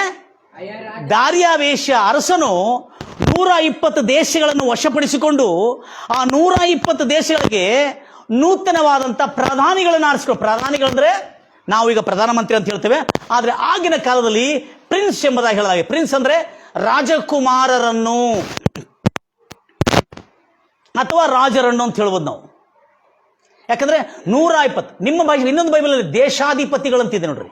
ಏನಿದೆ ಅಂದ್ರೆ 120 ದೇಶಾಧಿಪತಿಗಳಂದ್ರೆ ಎಷ್ಟು ದೇಶಗಳು ಈತನ ಕೈಯಲ್ಲಿದೆ? ಏನೋ ನಂಬಲಿಕ್ಕೆ ಆಗ್ತಾ ಇದೆ. ಇದು ಇನ್ನಾರು ಕೊಡ್ಬೇಕೇನಾರ ಒಂದು ಕೊಡ್ರಿ ಅಂತ ಹೇಳ್ರಿ, ಆಯ್ತಾ? ಎಸ್ತೆರ್ 1:1. ಇದು 120 ದೇಶಗಳ ಅಂತೇಳಿ ನಿಮ್ಗೆ ಅನುಮಾನ ಬಂದರೆ ಎಷ್ಟೇರು ಒಂದು ತೆಗಿರಿ. ಅಲ್ಲಿ 120 ದೇಶಗಳಿದೆ. ದೇಶಾಧಿಪತಿಗಳಂದ್ರೆ ಕ್ಲಿಯರ್ ಆಯ್ತಲ್ಲ, ವೆರಿ ಗುಡ್, ಥ್ಯಾಂಕ್ ಯು. ಆದರೂ ಸ್ವಲ್ಪ ನಮ್ಮ ಕೇಳುವವರಿಗೆ ಎಷ್ಟೇರು ಒಂದರಿಂದ ಕೇಳೋಣ. ಭಾರತ ದೇಶದ ಹೆಸರು, ಇಂಡಿಯಾದ ಹೆಸರು ಬೈಬಲ್ನಲ್ಲಿ ಉಲ್ಲೇಖಿಸಲ್ಪಟ್ಟಿದೆ ಬ್ರದರ್. ಅಶ್ವರೋಷನ ಸಾಮ್ರಾಜ್ಯದಲ್ಲಿ, ದಾರ್ಯಾವೇಶನ ಸಾಮ್ರಾಜ್ಯದಲ್ಲಿ 120 ದೇಶಗಳು ಅವರ ಅಡಿಯಲ್ಲಿತ್ತು ಬ್ರದರ್. ಆದ್ರೆ ಅಶ್ವರೋಷನ ಸಾಮ್ರಾಜ್ಯದಲ್ಲಿ ಅಶ್ವರೋಷನ ದಿವಸಗಳಲ್ಲಿ ಅಶ್ವರೋಷನ ದಿವಸಗಳಲ್ಲಿ ಆದದ್ದು ಏನಂದ್ರೆ, ಆ ಅಶ್ವರೋಷನು ಭಾರತದಿಂದ ಮೊದಲುಗೊಂಡು ಇಂಡಿಯಾದಿಂದ ಮೊದಲುಗೊಂಡು ಇಥಿಯೋಪಿಯಾದ ಕೂಶ್ವರೆಗೂ 127 ಪ್ರಾಂತ್ಯಗಳನ್ನು ಬ್ರದರ್, 127 ಸಂಸ್ಥಾನಗಳನ್ನು ಬ್ರದರ್. ಆಗಿನ ಕಾಲದಲ್ಲಿ ಒಂದೊಂದು ದೇಶಕ್ಕೆ ಸಂಸ್ಥಾನಗಳೊಂದು ಹೆಸರು ಕೊಡ್ತಿದ್ರು. ಒಂದೊಂದು ರಾಷ್ಟ್ರಗಳಿಗೆ ಏನಂತ ಹೆಸರು ಕೊಡ್ತಿದ್ರು? ಸಂಸ್ಥಾನಗಳು. Praise Lord Jesus. ಪ್ರೊವೆನ್ಸಸ್ ಎಂಬುದಕ್ಕೆ ಹೆಸರು ಕೊಡ್ತಾ ಇದ್ರು. ಅಂದ್ರೆ 127 ಯಾವಾಗ ಅಶ್ವರೋಷನ ಆಡಳಿತದಲ್ಲಿ. ಆದರೆ ದಾರ್ಯಾವೇಶನ ಆಡಳಿತದಲ್ಲಿ ಎಷ್ಟು ದೇಶಗಳಿದ್ದು? 120 ದೇಶಗಳು. 120 ದೇಶಗಳ ಮೇಲೆ ಪ್ರಧಾನರನ್ನು ಆರಿಸಿಕೊಂಡ. ಆ 120 ದೇಶಗಳ ಮೇಲೆ ಇರುವ 120 ಪ್ರಧಾನಿಗಳ ಮೇಲೆ 3 ರಾಜ್ಯಪಾಲರನ್ನು ಆರಿಸಿಕೊಂಡ. ಏನು ಆರಿಸಿಕೊಂಡಾನೆ? 3 ರಾಜ್ಯಪಾಲರನ್ನು ಆರಿಸಿಕೊಂಡ. ಆ 3 ರಾಜ್ಯಪಾಲರಲ್ಲಿ 2 ರಾಜ್ಯಪಾಲರು ಪಾರ್ಶಿಯ ಜನಾಂಗಕ್ಕೆ ಸಮ, ಅಂದರೆ ಸ್ವಂತ ಪರ್ಷಿಯ ದೇಶದವರಾಗಿರೋದ್ರಿಂದ, ಪರ್ಷಿಯ ಸಾಮ್ರಾಜ್ಯವಾಗಿರೋದ್ರಿಂದ 2 ರಾಜ್ಯಪಾಲರು ಯಾರನ್ನು ಆರಿಸ್ಕೊಂಡಿದ್ದಾರೆ? ತನ್ನ ದೇಶದ ರಾಜ್ಯಪಾಲರನ್ನು ಆರಿಸ್ಕೊಂಡ. ಆದರೆ 1 ರಾಜ್ಯಪಾಲನು ದಾನಿಯೇಲನನ್ನು ಆರಿಸ್ಕೊಳ್ಳಿ. ಬ್ರದರ್, ಬಹಳ ಜಾಗ್ರತೆಯಿಂದ ಓದ್ತಿರ ಮಾತನ್ನು. ಈಗ 120 ದೇಶಾಧಿಪತಿಗಳನ್ನು ಆರಿಸಿಕೊಂಡ ಮೇಲೆ 3ನೇ ವಚನ, ಆಗ ದಾನಿಯೇಲನಲ್ಲಿ ಸರ್ವೋತ್ತಮ ಆತ್ಮ ಅಂದ್ರೆ ಏನ್ ಬ್ರದರ್? ಭಾವನೆ, ಸ್ವಭಾವ ಅಂತೆ. ಏನತ್ತ? ದಾನಿಯೇಲನಲ್ಲಿ ಉತ್ತಮ ಸ್ವಭಾವ ಅಂದ್ರೆ ಏನು ಗೊತ್ತಿದೆ? ಪರಮ ಬುದ್ಧಿ ಅಂತಿದೆ ಅಲ್ಲಿ. ಆಮೇಲೆ ಇದೆ ಬ್ರದರ್ ಪರಮ ಬುದ್ಧಿ. ಉತ್ತಮ ಸ್ವಭಾವ ಅಂದ್ರೆ ಸಾತ್ವಿಕನು ಬ್ರದರ್. ಸಾತ್ವಿಕನು ಏನು ಬ್ರದರ್ ಕೇಳಿದ್ರ? ಸಾತ್ವಿಕರು ಧನ್ಯರು, ಅವರು ಭೂಮಿಯನ್ನು ಸ್ವಾತಂತ್ರಿಸಿಕೊಳ್ತಾರೆ. ಎಲ್ಲರ ಕೈಗಳು 120 ದೇಶಗಳು ಭೂಮಿ ಮೇಲಿರುವಾಗ, ಆಗಿನ ಕಾಲದಲ್ಲಿ 120 ದೇಶಗಳನ್ನು ಆಳತಕ್ಕಂಥ ವ್ಯಕ್ತಿಯಾಗಿ. ಯಾಕಂದ್ರೆ ಈತನಲ್ಲಿ ಏನಿತ್ತು? ಸಾತ್ವಿಕತ್ವ, ಉತ್ತಮವಾದಂಥ ಆತ್ಮ ಅಂತ ಹೆಸರು ಕೊಡಲಾಗಿದೆ ಬ್ರದರ್. ಇದಕ್ಕೆ ಏನಂತ ಹೆಸರು ಕೊಡಲಾಗಿದೆ? ಉತ್ತಮವಾದಂಥ. ಅದಕ್ಕೆ ನೋಬಲ್ ಎಂಬುದಾಗಿ ಹೇಳ್ತಾರೆ. ನೋಬಲ್ ಅಂತಲೂ ಹೇಳ್ತಾರೆ.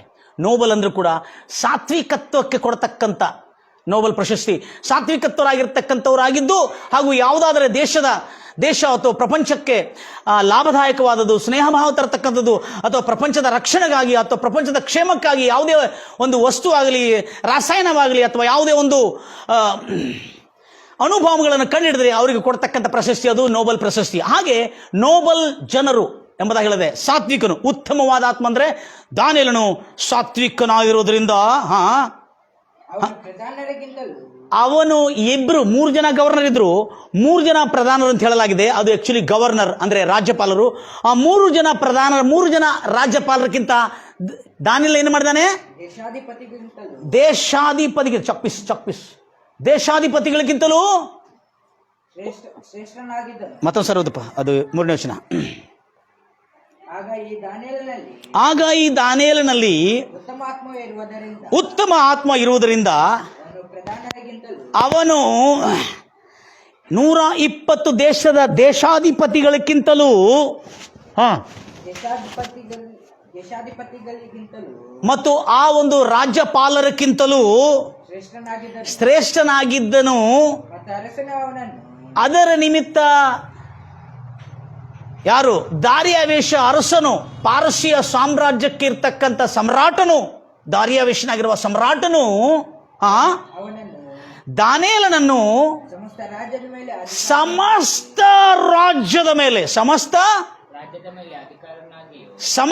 ರಾಜ್ಯದ ಮೇಲೆ ಅಧಿಕಾರಿಯನ್ನಾಗಿಯೂ ರಾಜ್ಯಪಾಲನನ್ನಾಗಿಯೂ, ಪ್ರಧಾನ ರಾಜ್ಯಪಾಲನು ಬ್ರದರ್, ರಾಜ್ಯಪಾಲರು ಪ್ರಧಾನ ರಾಜ್ಯಪಾಲರು ಇಬ್ರು ದೇಶಾಧಿಪತಿಗಳು 120 ದೇಶಗಳಿಗೆ ದೇಶಾಧಿಪತಿಗಳು.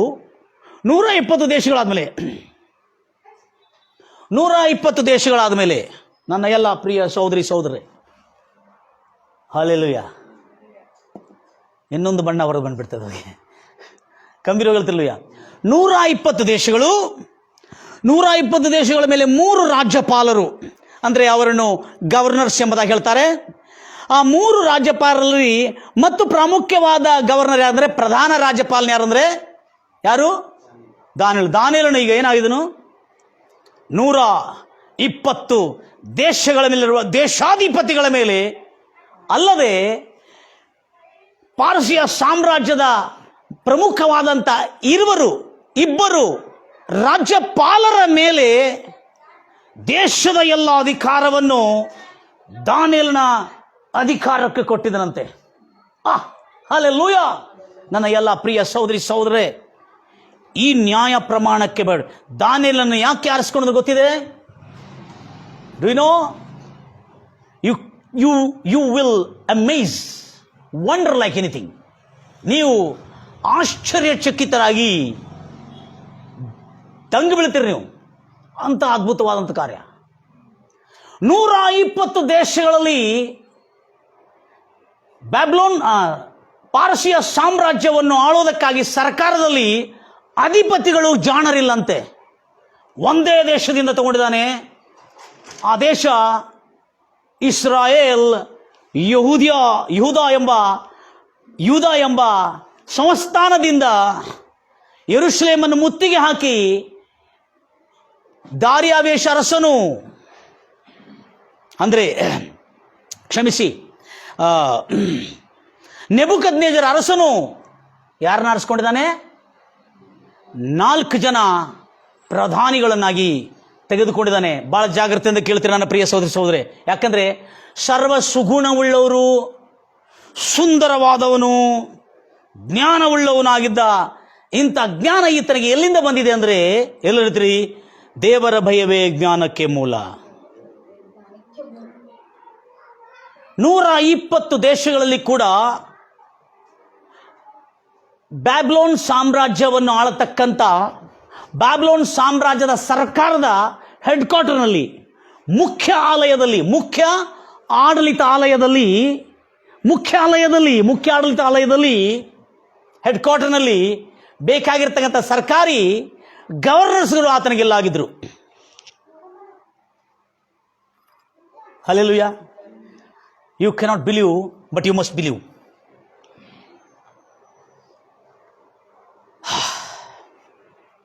ಬರೋಣ. ದಾನಿಯೇಲ ಪುಸ್ತಕ 1ನೇ ವಚನದಲ್ಲಿ ಇಲ್ಲಿ ನೆಬೂಕದ್ನೆಚ್ಚರ ಅರಸನು ಇಸ್ರಾಯೇಲ್ ರಾಷ್ಟ್ರವನ್ನು ಯೂದ ದೇಶದಲ್ಲಿ ಸಂಸ್ಥಾನದಲ್ಲಿ ಆ ಒಂದು ಪಾಳೆಯದಲ್ಲಿ ದೇಶದಲ್ಲಿ ಇರುವ ಇಸ್ರಾಯೇಲ್ ಜನಾಂಗವನ್ನು ವಶಕ್ಕೆ ತೆಗೆದುಕೊಂಡ ಮೇಲೆ, ಯೆರೂಸಲೇಮನ್ನು ವಶಕ್ಕೆ ಮುತ್ತಿಗೆ ಹಾಕಿದ ಮೇಲೆ, ನೆಬೂಕದ್ನೆಚ್ಚರ ತನ್ನ ಕಡೆ ಇರ್ತಕ್ಕಂಥ ಪ್ರಧಾನ ಕಂಚುಕನಿಗೆ ಆದೇಶ ಕೊಟ್ಟಿದ್ದನ್ನು ನೋಡೋಣ. ನನಗೆ ಬಹಳ ಆಶ್ಚರ್ಯ ಆಯ್ತು ಇದು ಕೇಳುವಾಗ. ಮತ್ತು 4ನೇ ವಚನ. ಅರಸನು ತನ್ನ ಕಂಚುಕಿಯರ ಯಜಮಾನನಾದ ಅರಸನು, ಸಮ್ರಾಟನು, ನೆಬೂಕದ್ನೆಚ್ಚರ ಆಗಿರ್ತಕ್ಕಂಥ ಬಾಬಿಲೋನಿನ ಸಮ್ರಾಟನು ಏನು ಹೇಳ್ತಾ ಇದ್ದ ನೋಡ್ರಿ? ತನ್ನ ಕಡೆ ಇರುವ ಪ್ರಧಾನ ಕಂಚುಕನಾಗಿರುವ ಅಸ್ಫನೈಜ್ಗೆ ಏನಂತೂ ಆದೇಶಿಸಿದ್ದು ನೋಡ್ರಿ? ಸಂಗಡ ಮಾತನಾಡಿ ಅವನು ಇಸ್ರಾಯೇಲಿನ ಮಕ್ಕಳೊಳಗೆ, ಎಲ್ಲಿ ಕೇಳ್ತಾ ಇದ್ದಾನೆ? ಅಬ್ರಾಮನ ಸಂತತಿ ಆಗಿರ್ತದ, ಇಸಾಕನ ಸಂತತಿ, ಯಾಕೋಬನ ಸಂತತಿ ಆಗಿರ್ತದ. ಇಸಾಕನ 12 ಗೋತ್ರದಿಂದ ಉಂಟಾಗಿರ್ತಕ್ಕಂಥ ಇಸ್ರಾಯೇಲರ ಮಕ್ಕಳಿಂದ, hello listen carefully, he did not seek anywhere in the 120 countries. Hello, 120 ದೇಶಗಳಲ್ಲಿ ಎಲ್ಲೂ ಹುಡುಕ್ಲಿಕ್ಕೆ ಹೋಗಿಲ್ಲ. ಇಸ್ರಾಯೇಲಲ್ಲಿ ಕೆಲವರನ್ನು ಅರಸನ ಸಂತಾನದೊಳಗಿಂದಲೂ, ಕೆಲವರು ರಾಜ್ಯ ಅಂದ್ರೆ ಅರ್ಥ ಆಯ್ತಾ? ರಾಯಲ್ ಮಕ್ಕಳು, ಇಸ್ರಾಯೇಲರಲ್ಲಿ ಕೆಲವು ಅರಸರ ಮಕ್ಕಳನ್ನು, ಅರಸನ ಸಂತಾನದವರನ್ನು ಹಾಗೂ ಪ್ರಧಾನರಲ್ಲಿ ಪ್ರಧಾನರಂತಿದೆ. ಇದು ತರ್ಜಮ ನಾನು ಹೇಳ್ತೇನೆ. ಪ್ರಧಾನರಂತಿಲ್ಲ ಬ್ರದರ್, ನಿಮ್ಮಲ್ಲಿ ಏನಿದೆ ಪ್ರಧಾನರಂತಿದೆ, ನೋಬಲ್ಸ್ ಅಂತಿದೆ. ನೋಬಲ್ಸ್ ಅಂದ್ರೆ ಸಾತ್ವಿಕರು ಹಾಗೂ ಜ್ಞಾನವಂತರು. ಇವರು ನೋಬಲ್ಸ್ ಏನಾಗಿರ್ತಾರೆ, ಆಗಿನ ಕಾಲದಲ್ಲಿ ರಾಷ್ಟ್ರದಲ್ಲಿ ಪ್ರಧಾನಿಗಳಾಗಿರ್ತಾರೆ. ಅವರು ಎಲ್ಲ ರೀತಿಯಾದ ಸಲಹೆಗಳನ್ನು, ಸಲಾ ಮಶೂರಗಳನ್ನು, ತಿಳುವಳಿಕೆಗಳನ್ನು ಹೇಳತಕ್ಕಂಥ ಬಹಳ ದೊಡ್ಡ ಜ್ಞಾನಿಗಳಾಗಿರ್ತಾರೆ ಇವರು, ನೋಬಲ್ಸ್ ಅನ್ನೋರು. ಇವ್ರು ಹೇಗಿರ್ತಾರೆ ನೋಡ್ರಿ, ರಾಜರ ಮಕ್ಕಳನ್ನು, ಇಸ್ರಾಯೇಲನ್ನು ಮುತ್ತಿಗೆ ಹಾಕಿ ಅವರ ಮಕ್ಕಳನ್ನು ಬ್ಯಾಬಿಲೋನ್ ಸಾಮ್ರಾಜ್ಯದ ಹೆಡ್ ಕ್ವಾರ್ಟರ್ನಲ್ಲಿ ಕೆಲಸಕ್ಕಿಡೋಣ.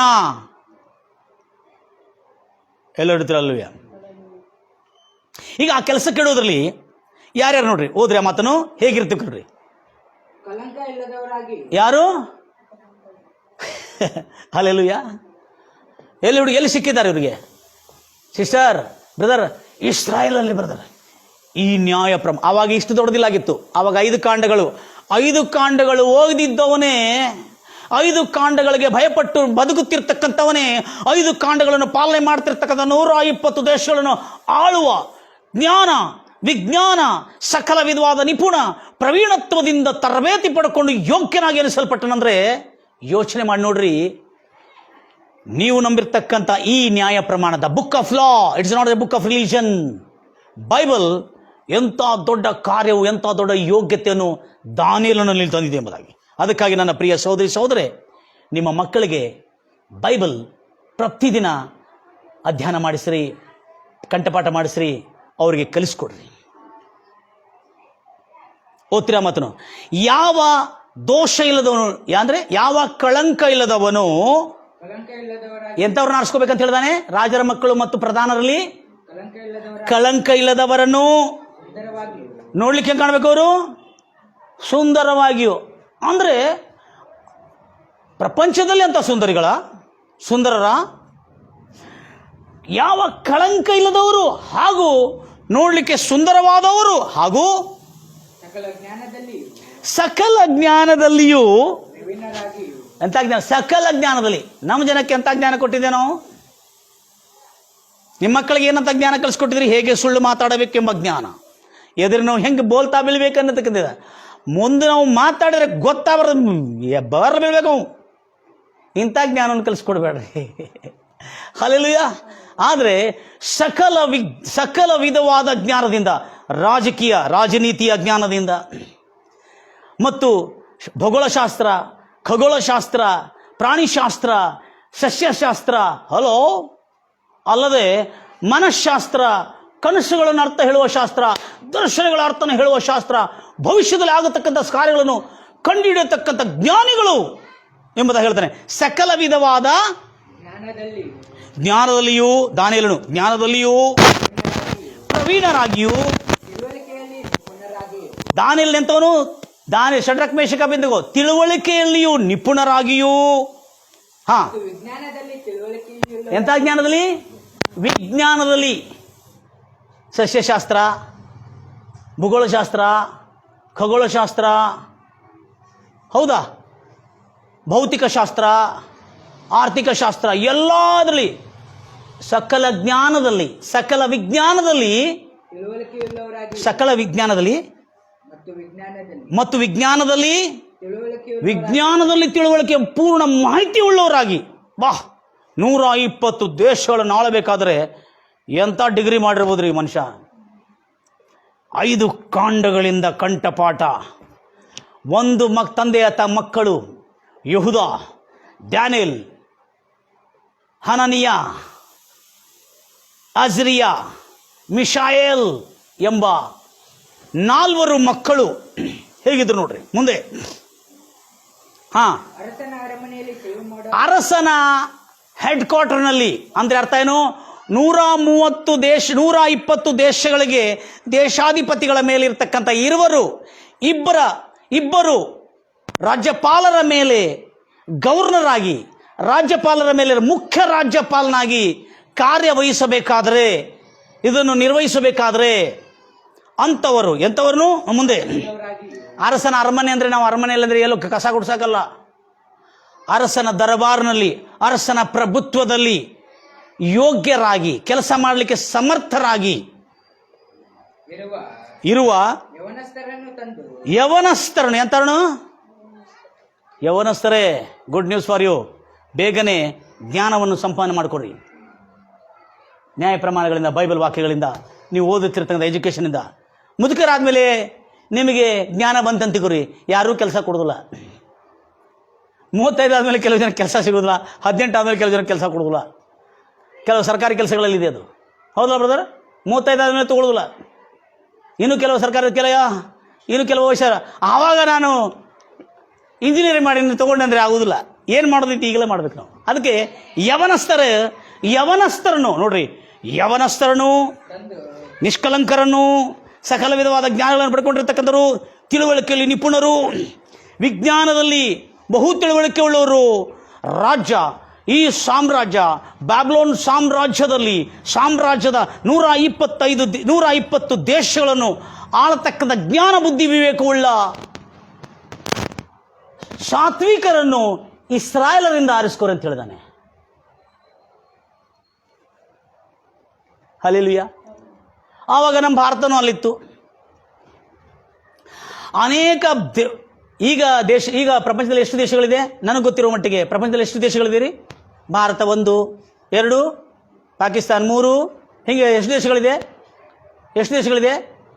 ಎಷ್ಟಿರ್ಬೋದು ರೀ ಬ್ರದರ್? 214 ದೇಶಗಳು ಎಂಬುದಾಗಿ ನಾನು ಕೇಳಿರೋ ಮಟ್ಟಿಗೆ. ಆದರೆ ಆಗಿನ ಕಾಲದಲ್ಲಿ ಸುಮಾರು 120-30 ದೇಶಗಳಿದ್ದು, 40 ದೇಶಗಳು ಇದ್ದಿರ್ಬೋದು. ಆದರೆ ಅದರೊಳಗೆ 120 ದೇಶಗಳು ಯಾರು ಅಧೀನದಲ್ಲಿತ್ತು? ಬ್ಯಾಬಿಲೋನ್ ಸಾಮ್ರಾಜ್ಯದ ಅಧೀನದಲ್ಲಿತ್ತು. ಅಂಥ ಸಮಯದಲ್ಲಿ 120 ದೇಶಗಳಲ್ಲಿ ಕೂಡ ಬ್ಯಾಬಿಲೋನಿನ ಸಾಮ್ರಾಜ್ಯದ ಮುಖ್ಯ ಸರ್ವೋಚ್ಚ ಕಚೇರಿಯಲ್ಲಿ ಬೇಕಾಗಿರ್ತಕ್ಕಂಥ ಪ್ರಧಾನರು ಇಸ್ರಾಯೇಲಿಂದ ಆರಿಸ್ಕೊಂಡಿದ್ದಾನೆ ಬ್ರದರ್. ಹಲ್ಲೆಲೂಯಾ. ಯಾಕೆಂದರೆ ಎಷ್ಟು ಚೆನ್ನಾಗಿದೆ ಮಾತು. ಮತ್ತೊಂದು ಸಾರಿ ಅದನ್ನು ಒಂದೇ ಸಾರಿ ಓದ್ತಾ ಬರ್ತಿರ್ಬೋದು. 4ನೇ ವಚನವನ್ನು, ಕಳಂಕವಿಲ್ಲದವರಾಗಿ ಸುಂದರವಾಗಿ ಸಕಲ ಜ್ಞಾನದಲ್ಲಿಯೂ ಪ್ರವೀಣರಾಗಿ ತಿಳುವಳಿಕೆಯಲ್ಲಿ ನಿಪುಣರಾಗಿ ಮತ್ತು ವಿಜ್ಞಾನದಲ್ಲಿ ಬಹು ತಿಳುವಳಿಕೆ ಉಳ್ಳವರಾಗಿ ಅರಸನ ಬ್ಯಾಬಿಲೋನ್ ಸಾಮ್ರಾಜ್ಯದ ಹೆಡ್ ಕ್ವಾರ್ಟರ್ನಲ್ಲಿ ಕೆಲಸ ಮಾಡಲಿಕ್ಕೆ, ಸೇವೆ ಸಲ್ಲಿಸಲಿಕ್ಕೆ ಸಾಮರ್ಥ್ಯವುಳ್ಳವನಾಗಿ ಇರುವ ಯವನಸ್ಥರನ್ನು ತಂದು ಅವ್ರಿಗೇನು ಕಲಿಸ್ಕೊಡಿ? ಕಸ್ದಿಯರ ವಿದ್ಯೆಯನ್ನು. ಅವರಿಗೆ ಕಸ್ದಿಯರ ವಿದ್ಯೆ ಅಲ್ಲ brother, this wrong translation. Hallelujah. ಕಸ್ದಿಯರ ಭಾಷೆಯನ್ನು, ಬರಹವನ್ನು ಕಲಿಸ್ಕೊಡು ಅಂತ ಹೇಳಿದ. ಯಾಕಂದ್ರೆ ಬ್ರದರ್, ಇವ್ರ ಕಡೆ ಬ್ಯಾಬಿಲೋನ್ ಜನ ಕಡೆ ಇರುವ ಜ್ಞಾನಕ್ಕಿಂತ ಜಾಸ್ತಿ ಸರ್ವೋನ್ನತವಾದ ಜ್ಞಾನ ಇವ್ರ ಕಡೆ ಇದೆ. ಅದಕ್ಕಾಗಿ ಕಸ್ದಿಯರ ವಿದ್ಯೆ ಅಲ್ಲ.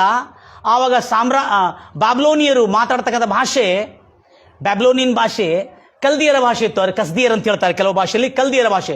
ಅವರಿಗೆ ಕಲ್ದಿಯರ ಭಾಷೆ ಹಾಗೂ ಬರಹವನ್ನು ಕಲಿಸ್ಕೊಡ್ರಿ ಅಂತ ಹೇಳ್ತಾನೆ. ಏನು ಕಲಿಸ್ಕೊಡ್ತಾನೆ? ಕಸ್ದಿಯರ ಭಾಷೆಯನ್ನು ಅವರಿಗೆ ಬರಹವನ್ನು ಬೋಧಿಸ್ರಿ. ಅಂದ್ರೆ ಅವರಿಗೆ ಭಾಷೆ ಮತ್ತು ಲಿಪಿಯನ್ನು ಕಲಿಸ್ಕೊಡ್ರಿ. ಯಾಕೆ? ಇಸ್ರಾಯೇಲರು ಯಾವ ಭಾಷೆ ಮಾತಾಡೋರು? ಹೀಬ್ರಿಯ ಭಾಷೆ ಮಾತಾಡೋರು. ಹೀಬ್ರಿಯ ಭಾಷೆ ಮಾತಾಡ್ತಕ್ಕಂಥ ಇಸ್ರಾಯೇಲರಿಗೆ ಬ್ಯಾಬಿಲೋನ್ ಜನರ ಭಾಷೆಯನ್ನು ಕಲಿಸ್ಕೊಳ್ಳಿಕ್ಕಿಲ್ಲದಾನೆ. ಏನಂತೇಳಿ, ಇವರಿಗೆ ಬಾಬ್ಲೋನ್ ಅವರು ಸೆರೆ ಹಿಡಿದ ಮೇಲೆ ಅವ್ರನ್ನ ತಗೊಂಡೋಗಿ ದಾಸರಾಗಿಟ್ಟಿಲ್ಲ ಬ್ರದರ್. ಆ ಜ್ಞಾನಿಗಳನ್ನು ರಾಜಭೋಜನ ಕೊಟ್ಟಿಟ್ಟಿದ್ರು ಅವ್ರಿಗೆ. ಆಗ ಅವ್ರನ್ನ ಅಪಾಯಿಂಟ್ ಮಾಡಿ ಅವ್ರಿಗೆ ಏನು ಕಲಿಸ್ಕೊಡು ಅಂತ ಹೇಳಿದ್ದಾರೆ? ಬ್ಯಾಬಿಲೋನಿಯನ ಭಾಷೆಯನ್ನು, ಕಲ್ದಿಯರ ಭಾಷೆ, ಬ್ಯಾಬಿಲೋನಿಯರು ಮಾತಾಡ್ತಕ್ಕಂಥ ಭಾಷೆ ಕಲ್ದಿಯರ ಭಾಷೆ ಇತ್ತು ಆವಾಗ. ಕಲ್ದಿಯರ ಅಥವಾ ಕಸ್ದಿಯರ ಎಂಬುದಾಗಿದೆ. ಕಸ್ದಿಯರ ಭಾಷೆ ಹಾಗೂ ಲಿಪಿಯನ್ನು ಕಲಿಸ್ಕೊಡ್ರಿ. ಯಾಕಂದ್ರೆ ಇಸ್ರಾಯೇಲರ ಜ್ಞಾನವು ನಾವು ತಿಳ್ಕೋಬೇಕಾದ್ರೆ ನಮ್ಮ ಭಾಷೆ ಯಾರು ಕಲಿಸ್ಕೊಡ್ಬೇಕು? ಅವ್ರಿಗೆ ಕಲಿಸ್ಕೊಡ್ಬೇಕು. ಅದರ ನಿಮಿತ್ತ ಇವರಿಗೆ ಭಾಷೆ ಕಲಿಸ್ಕೊಳ್ಳಿಕ್ಕೆ ಎಷ್ಟು ವರ್ಷ ಆಯ್ತು ಗೊತ್ತಿದೆ? 3 ವರ್ಷ ಟ್ರೈನಿಂಗ್ ಕೊಡಲಾಗಿದೆ. 3 ವರ್ಷ ಬೈಬಲ್ ಪಂಡಿತರಾಗಿರ್ತಕ್ಕಂಥ, ಬೈಬಲ್ ಅನ್ನು ಅನುಸರಿಸತಕ್ಕಂಥ ಪ್ರಾಮಾಣಿಕವಾದಂಥ ಭಕ್ತರಾಗಿರ್ತಕ್ಕಂಥ ಶಡ್ರಕ್, ಮಿಶಾಯಲ್, ಅಜರಿಯ ಹಾಗೂ ಅನನ್ಯ ಅನ್ನತಕ್ಕಂಥ ದಾನಿಯೇಲ್ ಅನ್ನತಕ್ಕಂಥ ಈ 4 ಹಾಗೂ ಇನ್ನೂ ಕೆಲವರು ಹಿಬ್ರಿಯರನ್ನು ಸೆರೆಹಿಡಿದು ತೆಗೆದುಕೊಂಡು ಬಂದಿರುವಾಗ ಅವರನ್ನು ಪ್ರಧಾನನಾಗಿ ಮಾಡೋದಕ್ಕಾಗಿ ಹಿಬ್ರಿಯರ ಬೈಬಲನ್ನು ಗೊತ್ತಿರತಕ್ಕಂಥ ಅಬ್ರಾಹ್ಮನ ಸಂತತಿಯ ಈ ನ್ಯಾಯ ಪ್ರಮಾಣಗಳು ಗೊತ್ತಿರತಕ್ಕಂಥವರ ಜ್ಞಾನವನ್ನು ಕಳ್ಕೊಳ್ಳೋದಕ್ಕಾಗಿ ತಿಳಿದುಕೊಳ್ಳೋದಕ್ಕಾಗಿ ಬ್ಯಾಬಿಲೋನ್ ಸಾಮ್ರಾಜ್ಯ ತನ್ನ ಭಾಷೆಯನ್ನು ಅವರಿಗೆ ಕಲಿಸ್ಕೊಟ್ಟಿದೆ ಬ್ರದರ್. ಹಲ್ಲೆಲೂಯ. ಕಣ್ಣನ್ನು ಮುಚ್ಚನ ಪ್ರಾರ್ಥಿಸೋಣ. ಇನ್ನು ಮುಂದೆ ದಾನಿಯೇಲ್ ಸೀರೀಸ್ ಅನ್ನು ಸ್ಟಾರ್ಟ್ ಮಾಡಿದ್ದೇನೆ. ದಾನಿಯೇಲನು ಹೇಗೆ ತನ್ನ ಜೀವನದಲ್ಲಿ ಯಶಸ್ವಿಯಾಗಿದನು ಮತ್ತು ದಾನಿಯೇಲ್ ಶಡ್ರಕ್ ಮೇಷಕ್ ಅಬೇದ್ನೆಗೋ ದಾನಿಯೇಲನು ಸಿಂಹದ ಗವಿಯಲ್ಲಿ ಹಾಕಿದರು, ಹೊರಗೆ ಬಂದನು. ಯಾರು ಆತನನ್ನು ಸಿಂಹದ ಗವಿಯಲ್ಲಿ ಹಾಕಲು ಪ್ರಯತ್ನಿಸಿದ್ರು ಅವರೇ ಕೊನೆಗೆ ಆ ಸಿಂಹದ ಗವಿಯಲ್ಲಿ ಹಾಕಲ್ಪಟ್ಟರು. ನನ್ನ ಪ್ರಿಯ ಸಹೋದರಿ ಸಹೋದರ, ನಿಮ್ಮೆಲ್ಲರಿಗೆ ಒಂದು ಶುಭವಾರ್ತೆ ಏನಂದ್ರೆ, ನಿಮ್ಮನ್ನು ಯಾರು ಸಿಗಿಸಿ, ನಿಮ್ಮನ್ನು ಯಾರು ತೊಂದರೆ ಕೊಟ್ಟು, ನಿಮ್ಮನ್ನು ಹಿಂಸಿಸಿ, ನಿಮ್ಮನ್ನು ಬಾಧಿಸಿ, ನಿಮ್ಮನ್ನು ಕೊಲ್ಲಲಿಕ್ಕೆ ಯತ್ನಿಸತಕ್ಕಂಥವರು ಯಾರೇ ಇರಲಿ ಅವರೇ ತೋಡಿರುವ ಗುಂಡಿಯಲ್ಲಿ ಅವರೇ ಬೀಳುತ್ತಾರನ್ನತಕ್ಕಂಥ ಶುಭವಾರ್ತೆ ನಿಮಗೆ ತಿಳಿಸ್ತಾ ಇದ್ದೇನೆ. ಕಣ್ಣನ್ನು ಮುಚ್ಚನ ಪ್ರಾರ್ಥಿಸೋಣ. ದಾನಿಯೇಲನ ಜೀವನ ಚರಿತ್ರ ಈ ಪೂರ್ಣ ದಿನಗಳಲ್ಲಿ ನೀವು ಕಲ್ಕೊಳ್ಳಿಕ್ಕಿದ್ರಿ. God bless you. ದೇವರು ನಿಮ್ಮನ್ನು ಇನ್ನೂ ಹೆಚ್ಚಾಗಿ ಆಶೀರ್ವದಿಸಲಿ. ಒಂದು ಚಿಕ್ಕ ಪ್ರಾರ್ಥನೆ ಮಾಡಿಕೊಂಡು, ನನ್ನ ಪರಲೋಕದಲ್ಲಿರುವಂಥ ನನ್ನ ತಂದೆ, ನಿನಗೆ ಸ್ತೋತ್ರ ಉಂಟಾಗಲಿ ಕರ್ತನೆ. ಎಷ್ಟು ಆಸಕ್ತಿಯಿಂದ ಕರ್ತನೆ, ಅಲ್ಪವಾದಂಥ ಜನರು ಅಲ್ಪವಾದಂಥ ಸಂಕಟವನ್ನು ನೋಡಿ ಭಯಪಡಬೇಡ್ರಿ. ನಿತ್ಯವಾದ ಗೌರವ ತುಂಬಿರ್ತಕ್ಕಂಥ ಮಹಿಮೆಯು ನಿಮಗೆ ಉಂಟಾಗುವಂತೆ ಈ ಅಲ್ಪ ಸಂಕಟ ನಿಮಗೆ ಬಂದಿದೆ. ಹೌದು ರಾಜ, ಇಸ್ರಾಯೇಲರಲ್ಲಿ ಸಂಕಟ ಬಂದಿದ್ದು ಹಗುರವಾದ ಸಂಕಟ, ಆದರೆ ನಿತ್ಯವಾದ ಮಹಿಮೆ ಅವರಿಗೆ ಸಿಕ್ತು ರಾಜ. ಕಣ್ಣಿನಿಂದ ನೋಡಿದ್ರು ಆತನ ಮಹಿಮಾ ಪ್ರಭಾವದ ಹಸ್ತವನ್ನು. ಅದೇ ರೀತಿಯಲ್ಲಿ ದಾನಿಯೇಲನು ಕೂಡ ಆತನಿಗೆ ಬಂದಿರತಕ್ಕಂಥ ಒಂದು ದಿನದ ಸಿಂಹದ ಗವಿಯಲ್ಲಿ, ಜಾಸ್ತಿ ದಿನ ಸಿಸ್ಟರ್, ಹಲೋ ಬ್ರದರ್, ಒಂದು ದಿನದ ಅಲ್ಪವಾದ ಹಗುರವಾದ ಸಂಕಟವು ನಿತ್ಯವಾದ ಮಹಿಮೆಗೆ ನಡೆಸಿದೆ. ಕೊನೆಗೆ ದಾನಿಯೇಲನು ಇನ್ನೂ ಸರ್ವಶ್ರೇಷ್ಠನಾಗಿ ಪಾರಸಿಯರ ಸಾಮ್ರಾಜ್ಯದಲ್ಲಿ ಕೂಡ ಆತನು ಹೆಸರುವಾಸಿಯಾಗಿ, ಸಾತ್ವಿಕನಾಗಿ, ದೀನನಾಗಿ, ಜ್ಞಾನಿಯಾಗಿ ಆಳುವಂತ ಸಾಮರ್ಥ್ಯ ಆತನಿಗೆ ಕೊಟ್ಟಿದ್ದ ದೇವರು. ನನ್ನ ಪ್ರಿಯ ಸಹೋದರಿ ಸಹೋದರರೇ, ದುಷ್ಟಶಕ್ತಿಗಳ ತಲೆ ಎತ್ತುಕೊಂಡು ನಿಂತಿದೆ ಎಂಬುದಾಗಿ ಭಯಭ್ರಾಂತರಾಗಿ ಕಲೆಗುಂದಿ ಹೋಗಿ ಅನಿಷ್ಟವನ್ನು, ನಾಶವನ್ನು, ನಕಾರಾತ್ಮಕವಾದ ಭಾಷೆ ನಿಮ್ಮ ಬಾಯಿಂದ ಬರದೆ, ಲೋಕದಲ್ಲಿ ನಿಮಗೆ ಶ್ರಮೆ, ಆದರೆ ಭಯಪಡಬೇಡ್ರಿ, ಧೈರ್ಯವಾಗಿರಿ, ನಾನು ಲೋಕವನ್ನು ಜಯಿಸಿದ ಎಂಬುದಾಗಿ ಹೇಳಿದ್ದಾನೆ. ನಿಮ್ಮ ಜೀವನದಲ್ಲಿ, ರೋಗದ ಜೀವನದಲ್ಲಿ ದೇವರು ಜಯ ಕೊಟ್ಟು ಆರೋಗ್ಯವನ್ನು ಕೊಡ್ತಕ್ಕಂಥನಾಗಿದ್ದಾನೆ. ಬಡತನದ ಜೀವನದಲ್ಲಿ ಜಯ ಕೊಟ್ಟು ನಿಮಗೆ ಆರೋಗ್ಯವನ್ನು ಕೊಡ್ತಕ್ಕಂಥನಾಗಿದ್ದಾನೆ. ನಿನ್ನ ಎಲ್ಲ ರೀತಿಯಾದ ಸಂಕಷ್ಟಗಳಲ್ಲಿ ಜಯವನ್ನು ಕೊಟ್ಟು ನಿನ್ನನ್ನು ಪ್ರಧಾನವಾಗಿ ಮಾಡ್ತಕ್ಕಂಥ ದೇವರಾಗಿದ್ದಾನೆ. ಆತನನ್ನು ನಂಬಿ ಈ ನ್ಯಾಯ ಪ್ರಮಾಣಗಳಿಗೆ ನೀನು ಅಧೀನನಾಗಿರುವುದಾದರೆ, ಈ ನ್ಯಾಯ ಪ್ರಮಾಣಕ್ಕೆ, ಈ ಒಂದು ಪುಸ್ತಕಕ್ಕೆ, ಈ ಒಂದು ಪವಿತ್ರ ಗ್ರಂಥಕ್ಕೆ ನೀನು ಶರಣಾಗತನಾಗಿದ್ದಾರೆ, ಪ್ರಪಂಚದ ಎಲ್ಲ ಜನರು ನಿನ್ನ ಸಾತ್ವಿಕತ್ವದಿಂದ ಸೆಳೆಯಲ್ಪಟ್ಟು ಅವರೆಲ್ಲರೂ ನಿನಗೆ ಶರಣಾಗತರಾಗ್ತಾರೆ ಅನ್ನತಕ್ಕಂಥ ಸತ್ಯವನ್ನು ಕರ್ತನಾದ ವಾಕ್ಯಗಳನ್ನು ನಾವು ಇತ್ತು ತಿಳ್ಕೊಂಡಿರ್ತಾರೆ ರಾಜ. ಎಲ್ಲ ನನ್ನ ಪ್ರಿಯ ಸಹೋದರಿ ಸಹೋದರಿಗೆ ಸುಖವು, ಕ್ಷೇಮವು, ಸಮೃದ್ಧಿ, ಅಭಿವೃದ್ಧಿ, ಆರೋಗ್ಯ, ಸಮಾಧಾನ, ಶಾಂತಿ, ನಿತ್ಯವಾದ ಮಹಿಮೆ ಅವರಿಗೆ ಉಂಟಾಗಲಿ ಎಂಬುದಾಗಿ ಹಾರಿಸುತ್ತಾ ಯೇಸು ಕ್ರಿಸ್ತ ನಾಮದಲ್ಲಿ ಪ್ರಾರ್ಥಿಸಿ ಬೇಡಿ ಹೊಂದಿದ್ದೇನೆ ತಂದೆ. God bless you. ದಾನಿಯೇಲನ ಸಿರೀಸನ್ನು ಕೇಳಲಿಕ್ಕೆ ಮರ್ತು ಹೋಗಬೇಡ್ರಿ. ಬಹಳ ಸುಂದರವಾದಂಥ ಕಾಲದೆ 120 ದೇಶಗಳನ್ನು ಆಳಿರುವ ದಾನಿಯೇಲನ ಕುರಿತು ನಾವು ತಿಳಿದುಕೊಳ್ಳೋಣ. ಪರಲೋಕ